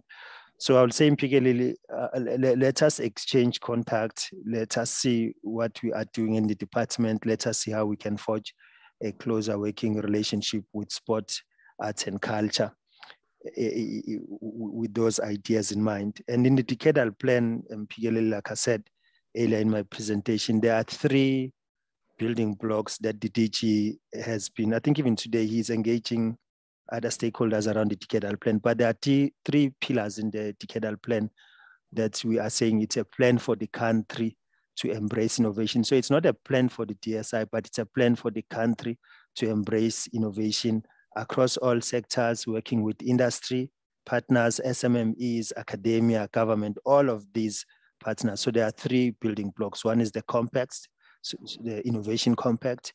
The other one is the leadership of innovation in the country at the highest level of government. President, the Office of the President, what is the role, but also the interministerial committee, which means allowing all ministers to be looking at the decadal plan and how it cascades down to sector departments, plans and programs, and then how the budget gets coordinated. You will know the country is below 1% of the GDP investment on R&D. If that's the case, then we are underperforming as a country. The target has always been 1%, but we have never reached that 1%. So how do you then mobilize resources from Treasury, from DSI, from sector department allocations, from provincial departments? We then find a way and mechanisms for that 1% to be realized of the GDP investment on R&D. So broadly, I'm inviting you, Mpigeleli, with that context that let us engage a little bit there. And sports and arts and culture will also have could act as a very good catalyst for inclusion, you know, for young people who are unemployed, driving innovation in that space. We have done the same with, I think, tourism. We partnering with tourism on grassroots innovation program. Now, I really like what Masingita is saying. Masingita, we've been following on the DDM eThekwini. I think eThekwini is really ahead of the pack in many ways. Our department's major limitation is the fact that we are not a department that has got provincial footprint or offices. So we've got a very small team, but we are engaging the DG to make sure that in each district, there is at least a champion from the DSI who engages with the DDM team in each district municipality. At the moment, we've got a team of about 6 or 7 people. It is not optimal. So you may have noticed we are engaging. Sometimes we are not engaging in most of your meetings, but we've been following very closely what eThekwini is doing. And I like also the fact that you are aware of the VVISDP, Masingita, because the Viability and Validation for Innovation for Service Delivery Program is another initiative where we have partnered with EU. We don't have enough funding for this program, but we've partnered with the European Union. They've given us some seed funding to direct innovation support in municipalities. So now SALGA is part of this, universities are part of this, and research entities like WRC on water and sanitation, they are part of the VVISDP. There's CSRR in there, who are also working with municipalities. There's SANEDI, you know, the energy agency for the DSI. And then we are calling for solutions from industry to help municipalities, but we are trying to forge these partnerships for innovation and service delivery with municipalities through the VVISDP program. This is just a start. We may not get it right the first time around, but we are seeing this as a portfolio, VVISD as a portfolio that can grow in the next 10 years, Masingita. But I like the fact that we are very much alert to that. So we are starting small in that area. Now, just to close, because I want to say quite a lot, but I think from your comments, Masingita, across municipalities, across government spheres, be it provincial or national, you will all notice that there is an appetite, there is awareness, there is recognition, there is a growing interest for government departments and municipalities in particular to embrace innovation. You can see different illustrations of that in a number of programs where innovation is key. There's an innovation program this, there's an innovation program that. But how do we then bring the DSI resources and bring the DSI instruments to enable that a trajectory to go ahead? And the other one is a discussion we had recently, Masingita, on how do we position DDM itself as a platform for innovation?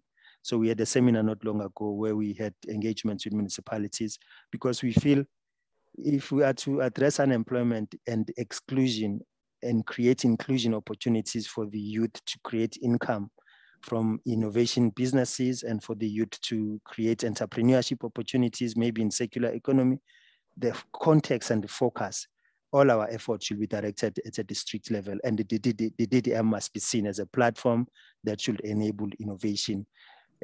Now, the questions we are asking ourselves is how do we bring innovation funding at a district development model level? Should we be setting up innovation fund for the DDM?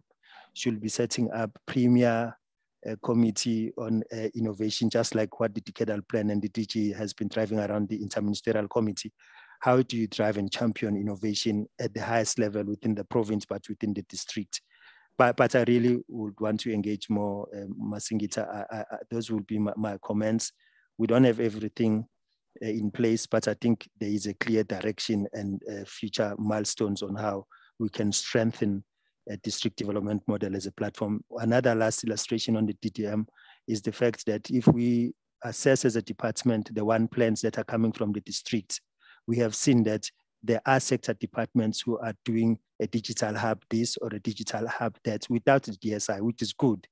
And if you go to maybe a Zululand district development model one plan, you find a couple of innovation projects that are listed there. So now the challenge is, how does the Department of Science and Innovation support that which has been started or being implemented by a municipality as an innovation program, without the department coming and saying, here is a program for innovation, here is an initiative, but we should be supporting that is currently ongoing and on the agenda for innovation by each district. Thank you very much. Thanks a lot, Tshepang, for addressing those comments and questions from the colleagues. I think really in the spirit of these IID seminars, it is really encouraging to see, the engagements being taken forward and the different stakeholders who are really instrumental or will be instrumental in enhancing the STI role, making plans to get in touch. I would like to encourage Prof to start answering some of the questions that are in the Q&A. I really don't think we'll be able to address all of them live. So Prof, as we go along, if you can visit there. But I saw there was a question from Mamshoring. I don't know if you would still like to raise that. Mamshoring, if you can proceed to unmute. Thank you very much, Chair. Can you hear me clearly? Yes, you can proceed. I need to check. The question that I had in the chat box was with regards to the institute that Prof proposed, the Governing Institute for Science, Technology and Innovation, if that is a virtual institute or if Prof was thinking of a physical institute.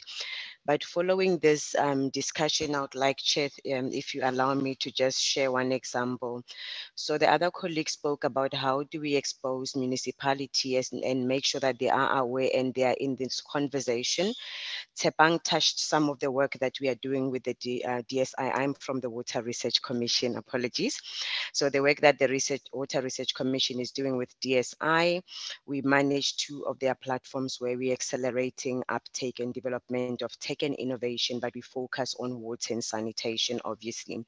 So we also have partnerships with SALGA, Department of Human Settlement. Jennifer, we also working, of course, with our department, Water and Sanitation, and COCTA, where we go to the municipalities at the provincial levels and talk and try to assist them with responding to the disasters that they are having with the solutions, the research knowledge and the technological solutions that we are having from these 2 platforms that I've mentioned are supported by the Department of Science and Innovation.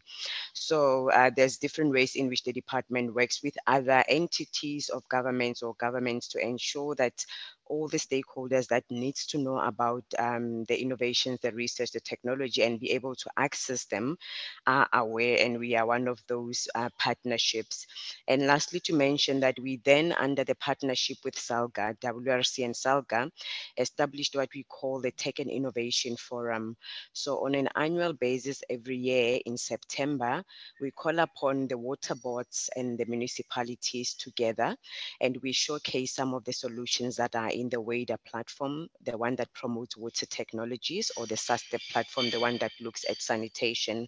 And we also, during the platform, identify the needs from the municipalities and the water boards and try to see if we can coordinate a national agenda out of that.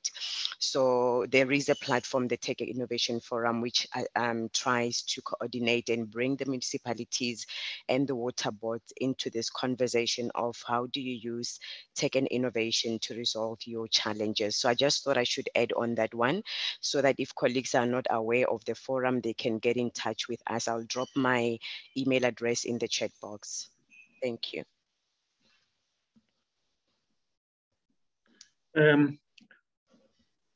Thank you. About your question about a virtual or an actual institute, I don't think that it matters. It can be a small group of researchers that they manage the institute, and then it is researchers all over the country that they contribute to assessments of technologies. What is of importance is that currently in South Africa, we don't have that source of information. There is nobody who investigates on a permanent basis the various technologies and makes presentations to Parliament, for example, saying that these two technologies, they are valuable and they are in a particular level of development that they can assist our stakeholders. So the issue there, it's to decide that we need such a body, and we have to make sure that there is going to be a permanent fund that's going to institutionalize the activity. About the Water Research Commission, I think that, as you mentioned, that your relationships with DSI, they are really useful, as well as with SANEDI. So the DSI is really active in promoting research in our science councils. Thank you.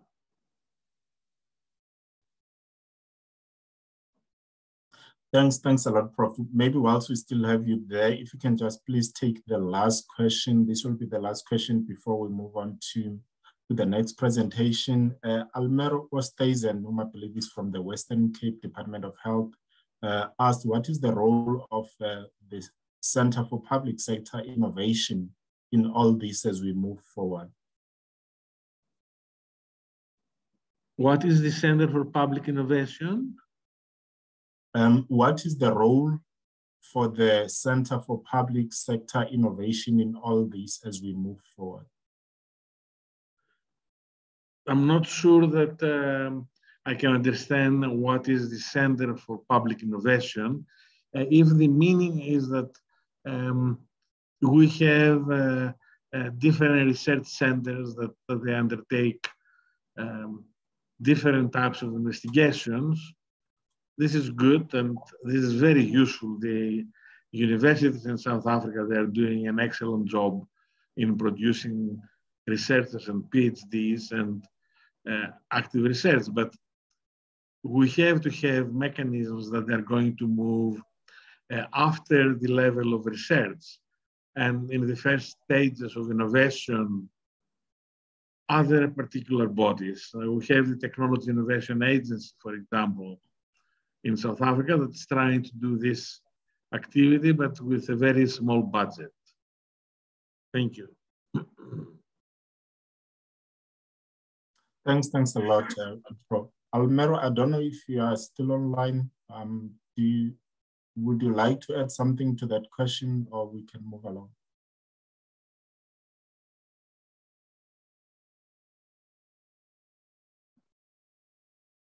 If maybe he can raise his hand so that I'm able to spot him.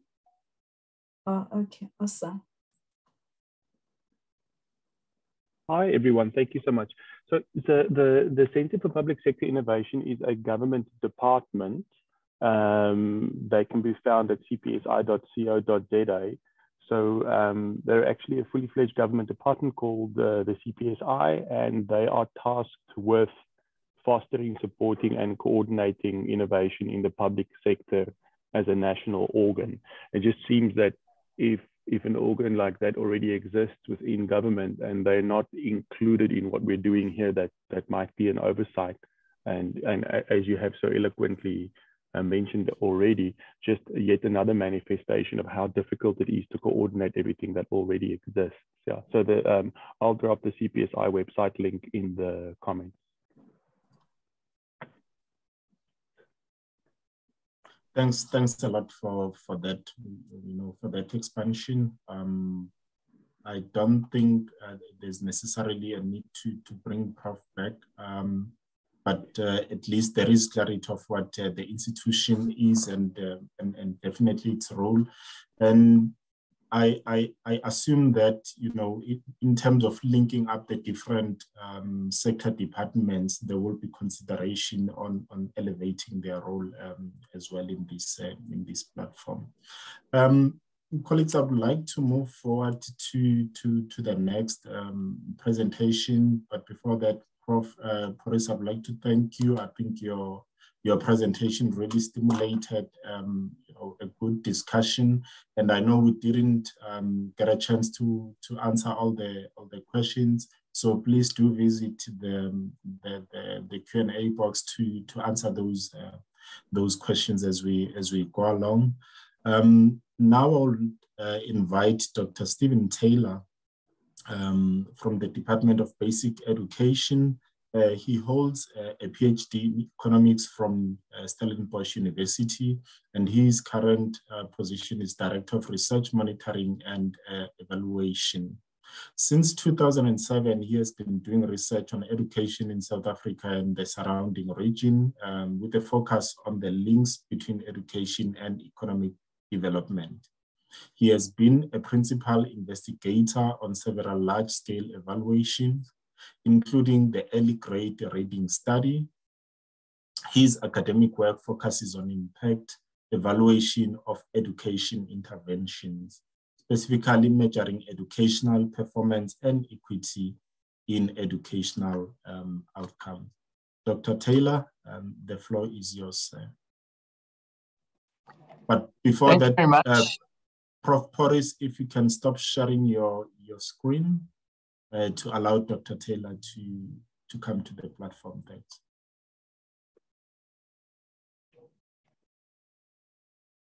Great, thank you very much, and good morning, everyone. I'm just busy sharing my screen. Just one moment. Okay, you should be seeing it now, and you should also be seeing it in full screen mode. Please let me know if you can't.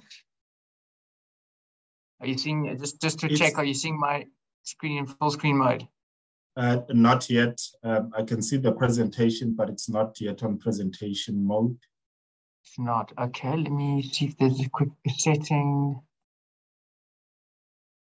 I think we struggled also with the previous presentation on presentation mode. So maybe there is just a small see at the bottom and use that icon at the bottom. An icon at the bottom. Yeah. So you see the one that's got like a screen? I can see it on your screen. Next to the volume bar. I'm not seeing anything at the bottom. I don't know if it's because my screen is not big enough or what is going on. Ah, here we go. This is looking a bit next to the volume bar, you say? Yeah, right at the bottom screen. Zoom. It's actually the Zoom, not the volume. It's the Zoom. The bar Zoom, there. sorry. Yeah. So there's notes, there's a single thing, there's a 4, there's a page, then the next one.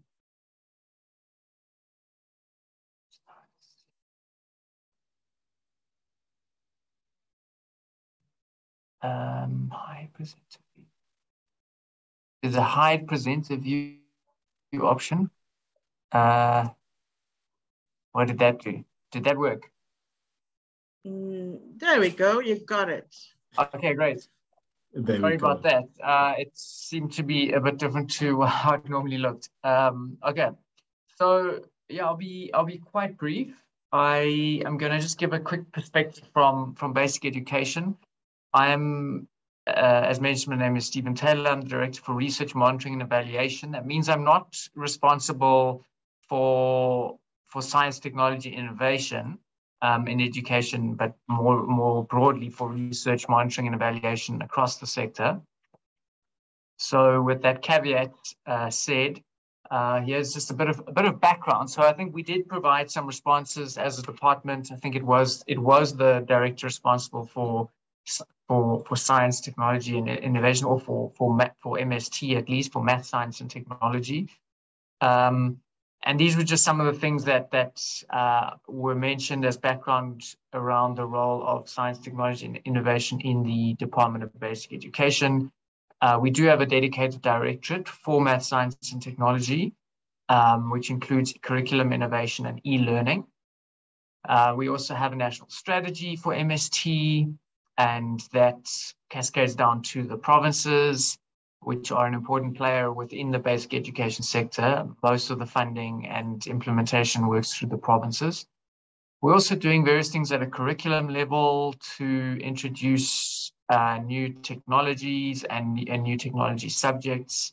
There's the 3 streams curriculum model. We're doing things like introducing coding and robotics into the system, grade by grade over the next few years. There's a lot of talk, especially in a curriculum context, around ensuring that we adapt the curriculum to be responsive to the new skills for a changing world, or the 4th industrial revolution. To be honest, I think there's some time needs to still pass before we can say that we've really figured out how that should best be integrated. But some of the things we are doing include we've been increasingly establishing focus schools, which offer more specialized science and technology-oriented curricula. And there is a conditional grant for math, science, and technology, which I think in the previous financial year found was about 391 million rand. So that's just a bit of context. But I want to make a few other points. One is that in the basic education sector, there are a lot of mandates. There are a lot of plans and policies and legislation.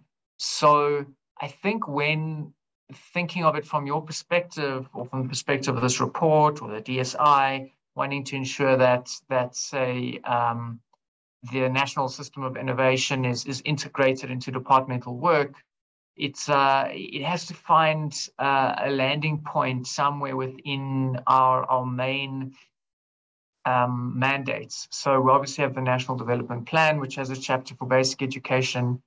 Then we have 5-year plans, the medium-term strategic framework. So that would be a key document and plan to be looking at, and trying to influence at key moments in the planning cycle. We also have international commitments, the Sustainable Development Goals, and also on the continent there are commitments that we have. Then every year we get recommitted to certain priorities through the State of the Nation addresses. We also have a sector plan, which goes beyond the department's own plan, but that's for the sector broadly, a 5-year sector plan called the Action Plan to 2024. Then we develop departmental strategic plans on a 5-year basis, and then national and provincial departmental annual performance plans. So there's a lot of different things going on, and it's always tricky for us who sit somewhat in a planning space to just try to align and comply with all the different mandates that are directing us. I won't focus on this, but you can see the 27 goals that are highlighted in the sector plan, the action plan. Most of them are around learning outcomes, which is at the heart of what the basic education sector is trying to produce. And then within that, you'll see there are some of the goals. So goals 1 to 13 are about the learning outcomes. Goals 14 to 27 are about things we need to do to improve learning. And in parts there, you'll see areas where there is some sorts of innovation necessary, or even technology, such as access to media and computers. This just shows, using kind of the size of different bubbles, the priority or the space that was given in recent State of the Nation addresses to different topics affecting education. Big things have been early childhood development, early learning. In the 2020 SONA, there was talk of the fourth industrial revolution and of ICTs, and there was an initiative called Operation Pakisa. There were commitments made to rolling out coding and robotics and skills for a changing world. In the last 2 years, however, as the right-hand side there shows, and as this slide shows, a big focus has been on recovering from the pandemic, which has really hurt the education sector. And I'll say a bit more about that in a moment. Another perspective here is to think about what are the purposes of in particular, ICT in education, because I think that's one of the things that one thinks of first when thinking of science and technology and innovation, although I think it should be more broadly considered than just things like educational technology or ICT. But one way that it can improve things in an education system is better administration, better monitoring of school data, school management information systems, those kinds of things. Another is using new technologies to help teachers with their own professional development. And another, which is quite a hot topic, is around using ICTs and new educational technologies to improve learning of children. And within that, one can split that into technology-orientated subjects versus using ICTs to support learning in other subjects, things like mathematics or literacy, language subjects. How can we use new technologies to support learning?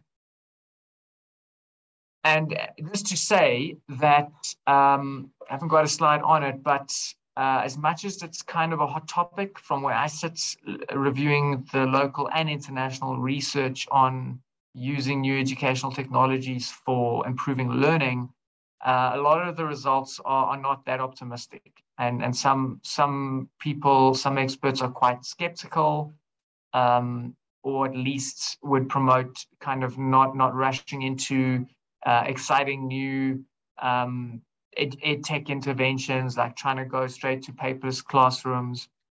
I think there's an acknowledgement that they're often rather complex, that they can have negative unintended consequences, and that unless they are effectively integrated into supporting teaching, they're unlikely to be effective. So they're not a solution on their own, but they can be part of a solution, part of a way to support the quality of teaching and learning. Then another thing which might be of interest and relevance here is to look at participation in what we sometimes call the niche technology subjects in the matric exams. So there are, I think it's 12 subjects there that have been identified. And this table, we've just looked at separately by race group. We've looked at participation in these subjects in 2017 and 2019. And unfortunately, there's still quite a big inequality between Black, African, and colored learners on the one hand, and white and Indian learners combined on the other, where just 9% of Black, African, and colored learners participated in at least one of these technology subjects, compared to 50% of white and Indian learners. So there's still an inequality. There's inequalities in many aspects of the education system, but also in participating in some of these niche technology subjects, which does open certain pathways to further studies and work. Then also, I think we need in this kind of discussion to take stock of what the pandemic taught us. One of the things at a education administration level that we learned was we needed very quick real-time information from schools around things like the prevalence of COVID-19 infections, the extent to which schools were ready to implement all the new health and safety protocols. And to be honest, we just didn't have a system in place that could give us that kind of information fast enough. Most of our administrative systems have quite significant time lags between when school principals submit information and when the data is fully captured and cleaned and ready for analysis at a departmental level. The pandemic was hugely disruptive to education with all the closures to schools, and even once schools reopened, there was rotational timetabling whereby children would come maybe for one day and then stay home for another day, or come 1 week and stay home for another week, so as to facilitate social distancing in classrooms. That has had a huge negative effect. Unfortunately, this was again one of those areas where we looked to new technologies to allow remote learning, and it basically didn't work for the vast majority of our children. We tried to fast track educational programming on radio and television and online platforms, but this had a very small impact at scale, largely because of the lack of access to the internet or enough access to the internet at homes. For example, about only 8% of households with children had access to internet, if you exclude smartphones. As a result, we have measured huge lost learning. In certain subjects, for instance, we see children at the grade 4 level doing worse than children at the grade 3 level before the pandemic. So losses of learning that are equivalent to a full year's worth of learning as a result of the last 2 years of disruptions. And some basic ICT things that are still not quite in place, such as just getting schools connected to the internet. We're still not at 80% of schools connected. So I think that just is illustrative of where we're at in the journey towards effective use of new technologies in education. So as a way of concluding with this slide, just some ideas around using innovation to address education in South Africa. I think what's clear is that STI is a cross-cutting feature of government work. So it kind of has a place and a role to play in all government departments and in probably just about all government programs. And so it probably is quite hard to define and measure. And I think the study showed that, you looked at certain proxies like the use of the word technology or innovation in government documents. And I think that's an interesting approach to just get a sense of the extent to which departments are aware and framing their work in those terms. But ultimately, there may be innovation going on in ways that are not framed as science, technology, and innovation. And I think the important thing in all government departments and development areas is that STI should be in service of those development needs. So looking at it from basic education, it's important that new technologies are used to the extent that they promote better educational outcomes. And I think the innovation that we need goes beyond the things that jump to mind first, like ICTs. It includes just developing evidence-based interventions and reforms that do in fact improve learning. I think we have a lot of policies and programs that when we evaluate them, they're not having the intended outcomes. And so just doing better monitoring and evaluation to understand what is having an impact and to roll out new programs that we've properly tested and evaluated so that we know they are having an impact. For me, that is an important area of innovation. And just lastly, I agree that we don't spend enough money on research and development, especially if broadly defined in this way. So thanks for the opportunity to respond and give a few thoughts, which will hopefully enrich the discussion. Back to you, Chair. Thanks a lot, Dr. Taylor, there for your presentation. You You know, you highlighted a challenge with regards to ICT services in schools, which really became pertinent during, you know, COVID lockdown. And it was obvious to everyone that, you know, due to the nature of inequal society that we have, those who do not have immediate access were disadvantaged. And I mean, that is amongst your findings in this presentation. And you know, considering that the infrastructure is not necessarily in full of your department's control, it becomes a challenge, you know, to provide such services to schools. But it was just a, you know, a comment from my side as you know, somebody who saw that unrolling right in front of our eyes. I'm sure we all did. I do not see questions in the Q&A or any hands raised. I don't know if from the operators on the other side, if there are any questions that they see. Okay, there's one that just popped up from Tobela Nkukwana. What is the level of government investment in training of mathematics, science, and technology specialized educators? Dr. Taylor? Okay, the level of investment in training such educators. I wouldn't be able to put just a number at that. I think it's probably speaking to the area of initial teacher education, which is more the responsibility of the Department of Higher Education and Training, but it's like a shared responsibility. I know that we do have certain bursary programs, in particular the Funzula Shaka bursary program, which does aim to encourage more people to go into the teaching profession in key priority subject areas. So I think in that area, maths and science education would fit and be a priority area. So it would be a focus in terms of the work we do looking at teacher supply and developing new teachers. But I'm not sure I could put like a financial number to that off the top of my head.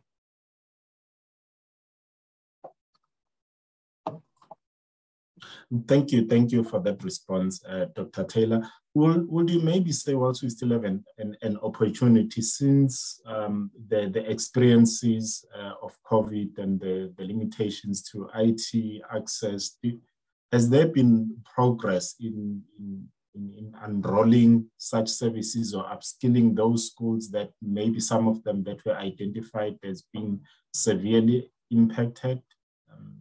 Has the department made any initiatives post the lockdowns? I mean, look, firstly, it's the vast majority of schools that have been massively affected by COVID. Probably all schools, but in terms of the negative effects that have been measured, it's been slightly less in maybe your kind of most affluent 10% of schools. But it's really the bulk of the system that was very negatively affected in terms of basic nutrition, when especially in the early phases of the pandemic, children were not at school to receive their daily meals, but especially learning losses. So I think it's kind of all parts of the system. And in terms of like rolling out technology or infrastructure or more internet connectivity. Again, it's not my area, but I do know we have partnerships with the major like telecommunications companies, your Vodacom's, MTN, Cell C, those companies. So I know there are initiatives at work to roll out more connectivity across the system to try to reach those percentage of schools that are still not properly connected. There were lots of attempts to zero-rate educational websites and to make available online learning opportunities. So it's more at that level. Also, things like digitizing textbooks. I think it's just created like an impetus to speed up those work streams which are ongoing. But I think it also as much as it maybe creates an impetus towards speeding up those kinds of remote learning opportunities, I think there's also the view that we're not quite ready for remote learning. And so we really need to focus on getting children back in school and on recovery programs now that they're back in school. And those recovery programs are not necessarily sort of using new educational technologies.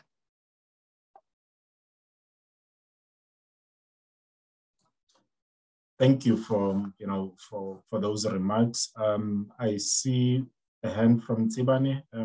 I would like to take you as our last question for this presentation. If you can go ahead, and Tsibane, unmute yourself and go on with your question. All right. Thank you, Chair.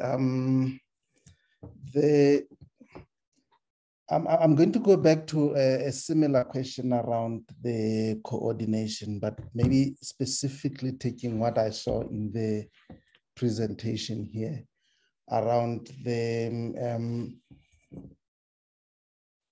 the Operation Pakisa process, particularly on the ICT in education, which I'm aware that after the after the Operation Pakisa, there were a number of coordinated roles,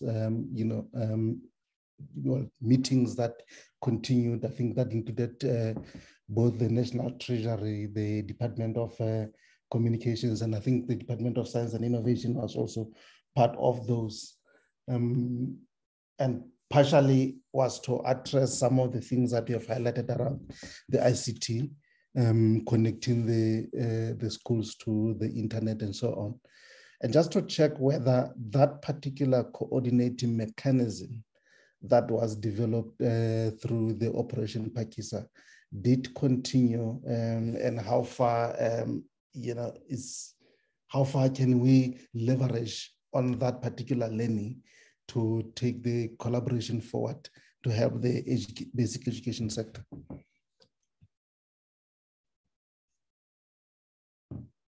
Okay, sure. So yeah, Operation Pakisa, it happened a few years ago, at least 5 or 6 years ago now, that I think it was mainly conducted. I know in the education work stream of Operation Pakisa, it was focused very much on ICT initiatives, issues of connectivity, then devices, using devices in schools. And I think on that one, the president has followed up with some statements about the intention to provide devices across the system.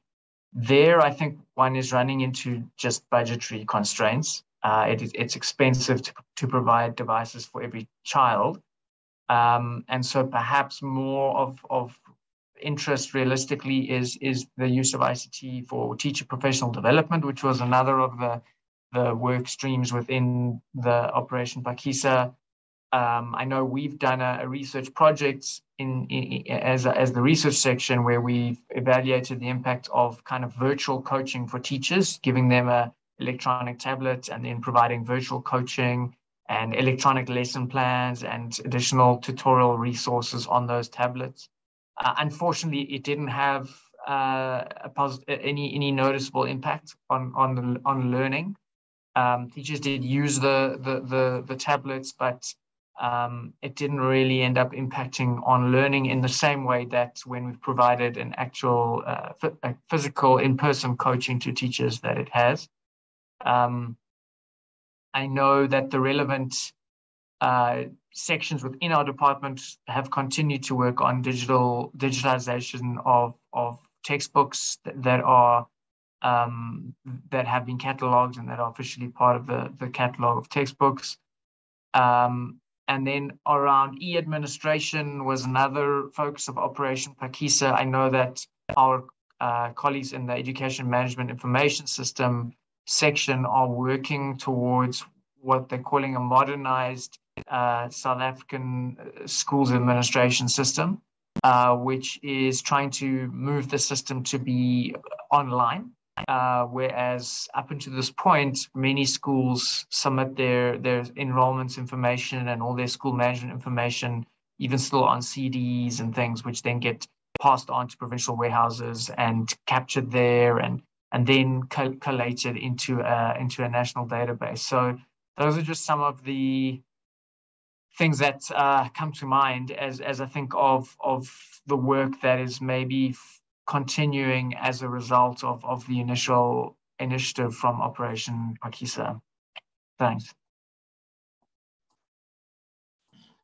Thanks a lot, Dr. Taylor, for addressing that question. And on that note, I'd like to thank you for your presentation as well.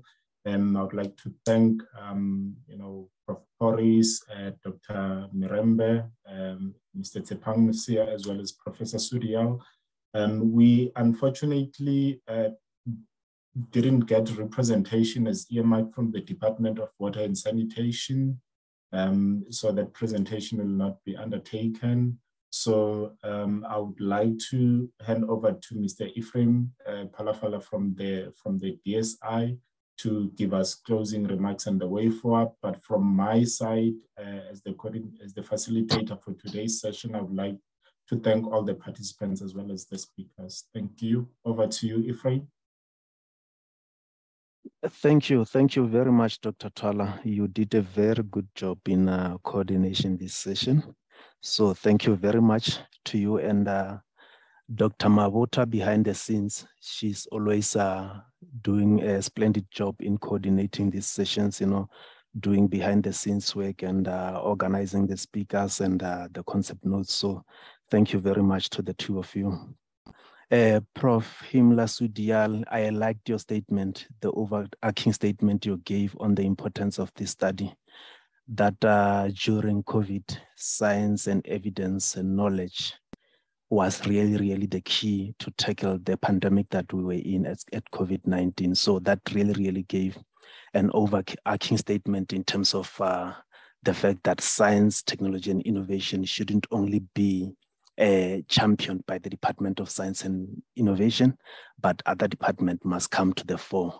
And strengthening your message was Tshepang. Thank you very much, Tshepang, for that. When you said there should be a whole of government approach to innovation, there should be a whole of society approach to innovation. So I like the fact that we are saying one message, but in different voices, so that it becomes even more clearer.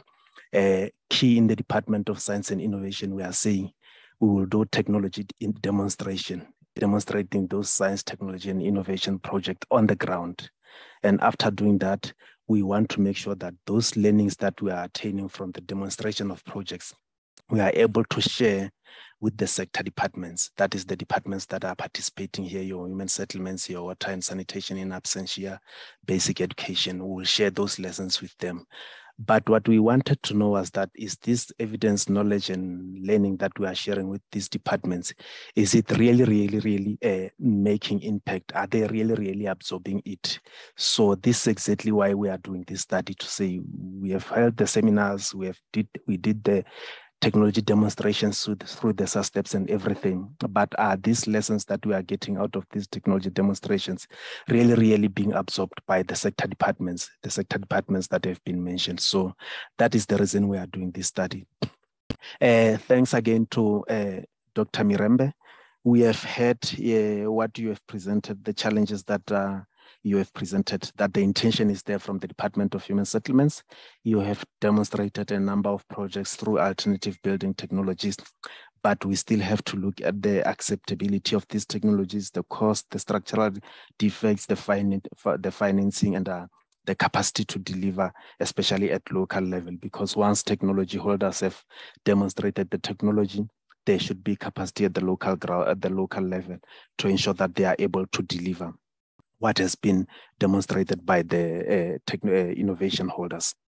Prof. Porris, you did the overall presentation, and I think that's where the key message came from. Thank you very much for the overall presentation. One thing that Prof. Porris has mentioned was that due to COVID, we could not expand this study to all the departments like we would have wanted to. And that's one of the key things that we want to take forward to consider whether because we have made some findings, we've made some recommendations. Was the sample enough, or should we extend this study to even more departments, you know? So that's one of the considerations we are making. We have presented this after Prof. Porris have made her research to our executive committee. They've also highlighted the need that we might have to extend this study to other departments so that our findings, our recommendations may really be coming out of a number of departments rather than just from the sample of 14 departments. So thank you very much, Prof. Porris. And lastly, maybe Dr. Taylor from the Department of Basic Education. Thank you very much. Thank you very much. We've worked very well with the Department of Basic Education. I actually participated in the Operation Pagisa myself. I've got a very good working relationship with the ICT forum led by Siliki Tlhabane and Dr. I forgot the name of the doctor, but I've got a very good working relationship with them to ensure that we are able to ensure that those technologies penetrate the education sector, but again, you know, give us good outcomes in terms of good education outcomes through technology. So with that, program director, I'm going to end, but just to say as a way forward, which is what I have said, is that we are finalizing how best, you know, to craft the recommendations and the finding. And part of that is to take this study probably further to other departments and ensure that our findings are even more rigorous. And once we have done that, we'll know that even the recommendations that we are getting out of this really caters to everyone. You see, now there is a point that was raised about the CPSI, which we did not consider. So when we extend this study, we'll ensure that all the stakeholders in the innovation ecosystem, especially in governments, are considered so that we are able to make good findings out of this study. But yet, we are not saying this study did not give us, you know, good findings. So I'm going to end there and thank all the participants. You know, there was good questions coming from a Tekken municipality, good questions coming, even if not questions, comments coming from the Water Research Commission. There were some good insights about how well we can collaborate in the district development model or with the Department of Cooperative Governance, considering the fact that we as the Department of Science and Innovation, we do not have provincial footprints, we don't have local footprints. So perhaps the DDM could be a vehicle to ensure that science and technology and innovation is more visible on the ground. So we really appreciated those inputs. We will consider them, and then the report, we'll look into the report that will be drafted out of this, which will be shared with all of you before it could be finalized, so that you could see if the report captured what you have discussed in this meeting. So with those few words, I would like to thank you all and wish you a good day forward. Thank you very much, Dr. Melusi. I'm handing back to you. Thank you, Ephraim. Thanks a lot for those closing remarks. To all the attendees and the panelists, thanks a lot. That brings us to the end of our session for today. Thanks to the SF colleagues behind the control room there for ensuring that we've got a smooth you know, session today. I understand we've got challenges due to load shedding sometimes with regards to connectivity, but overall, I think we had a good session. Thanks to you all and goodbye.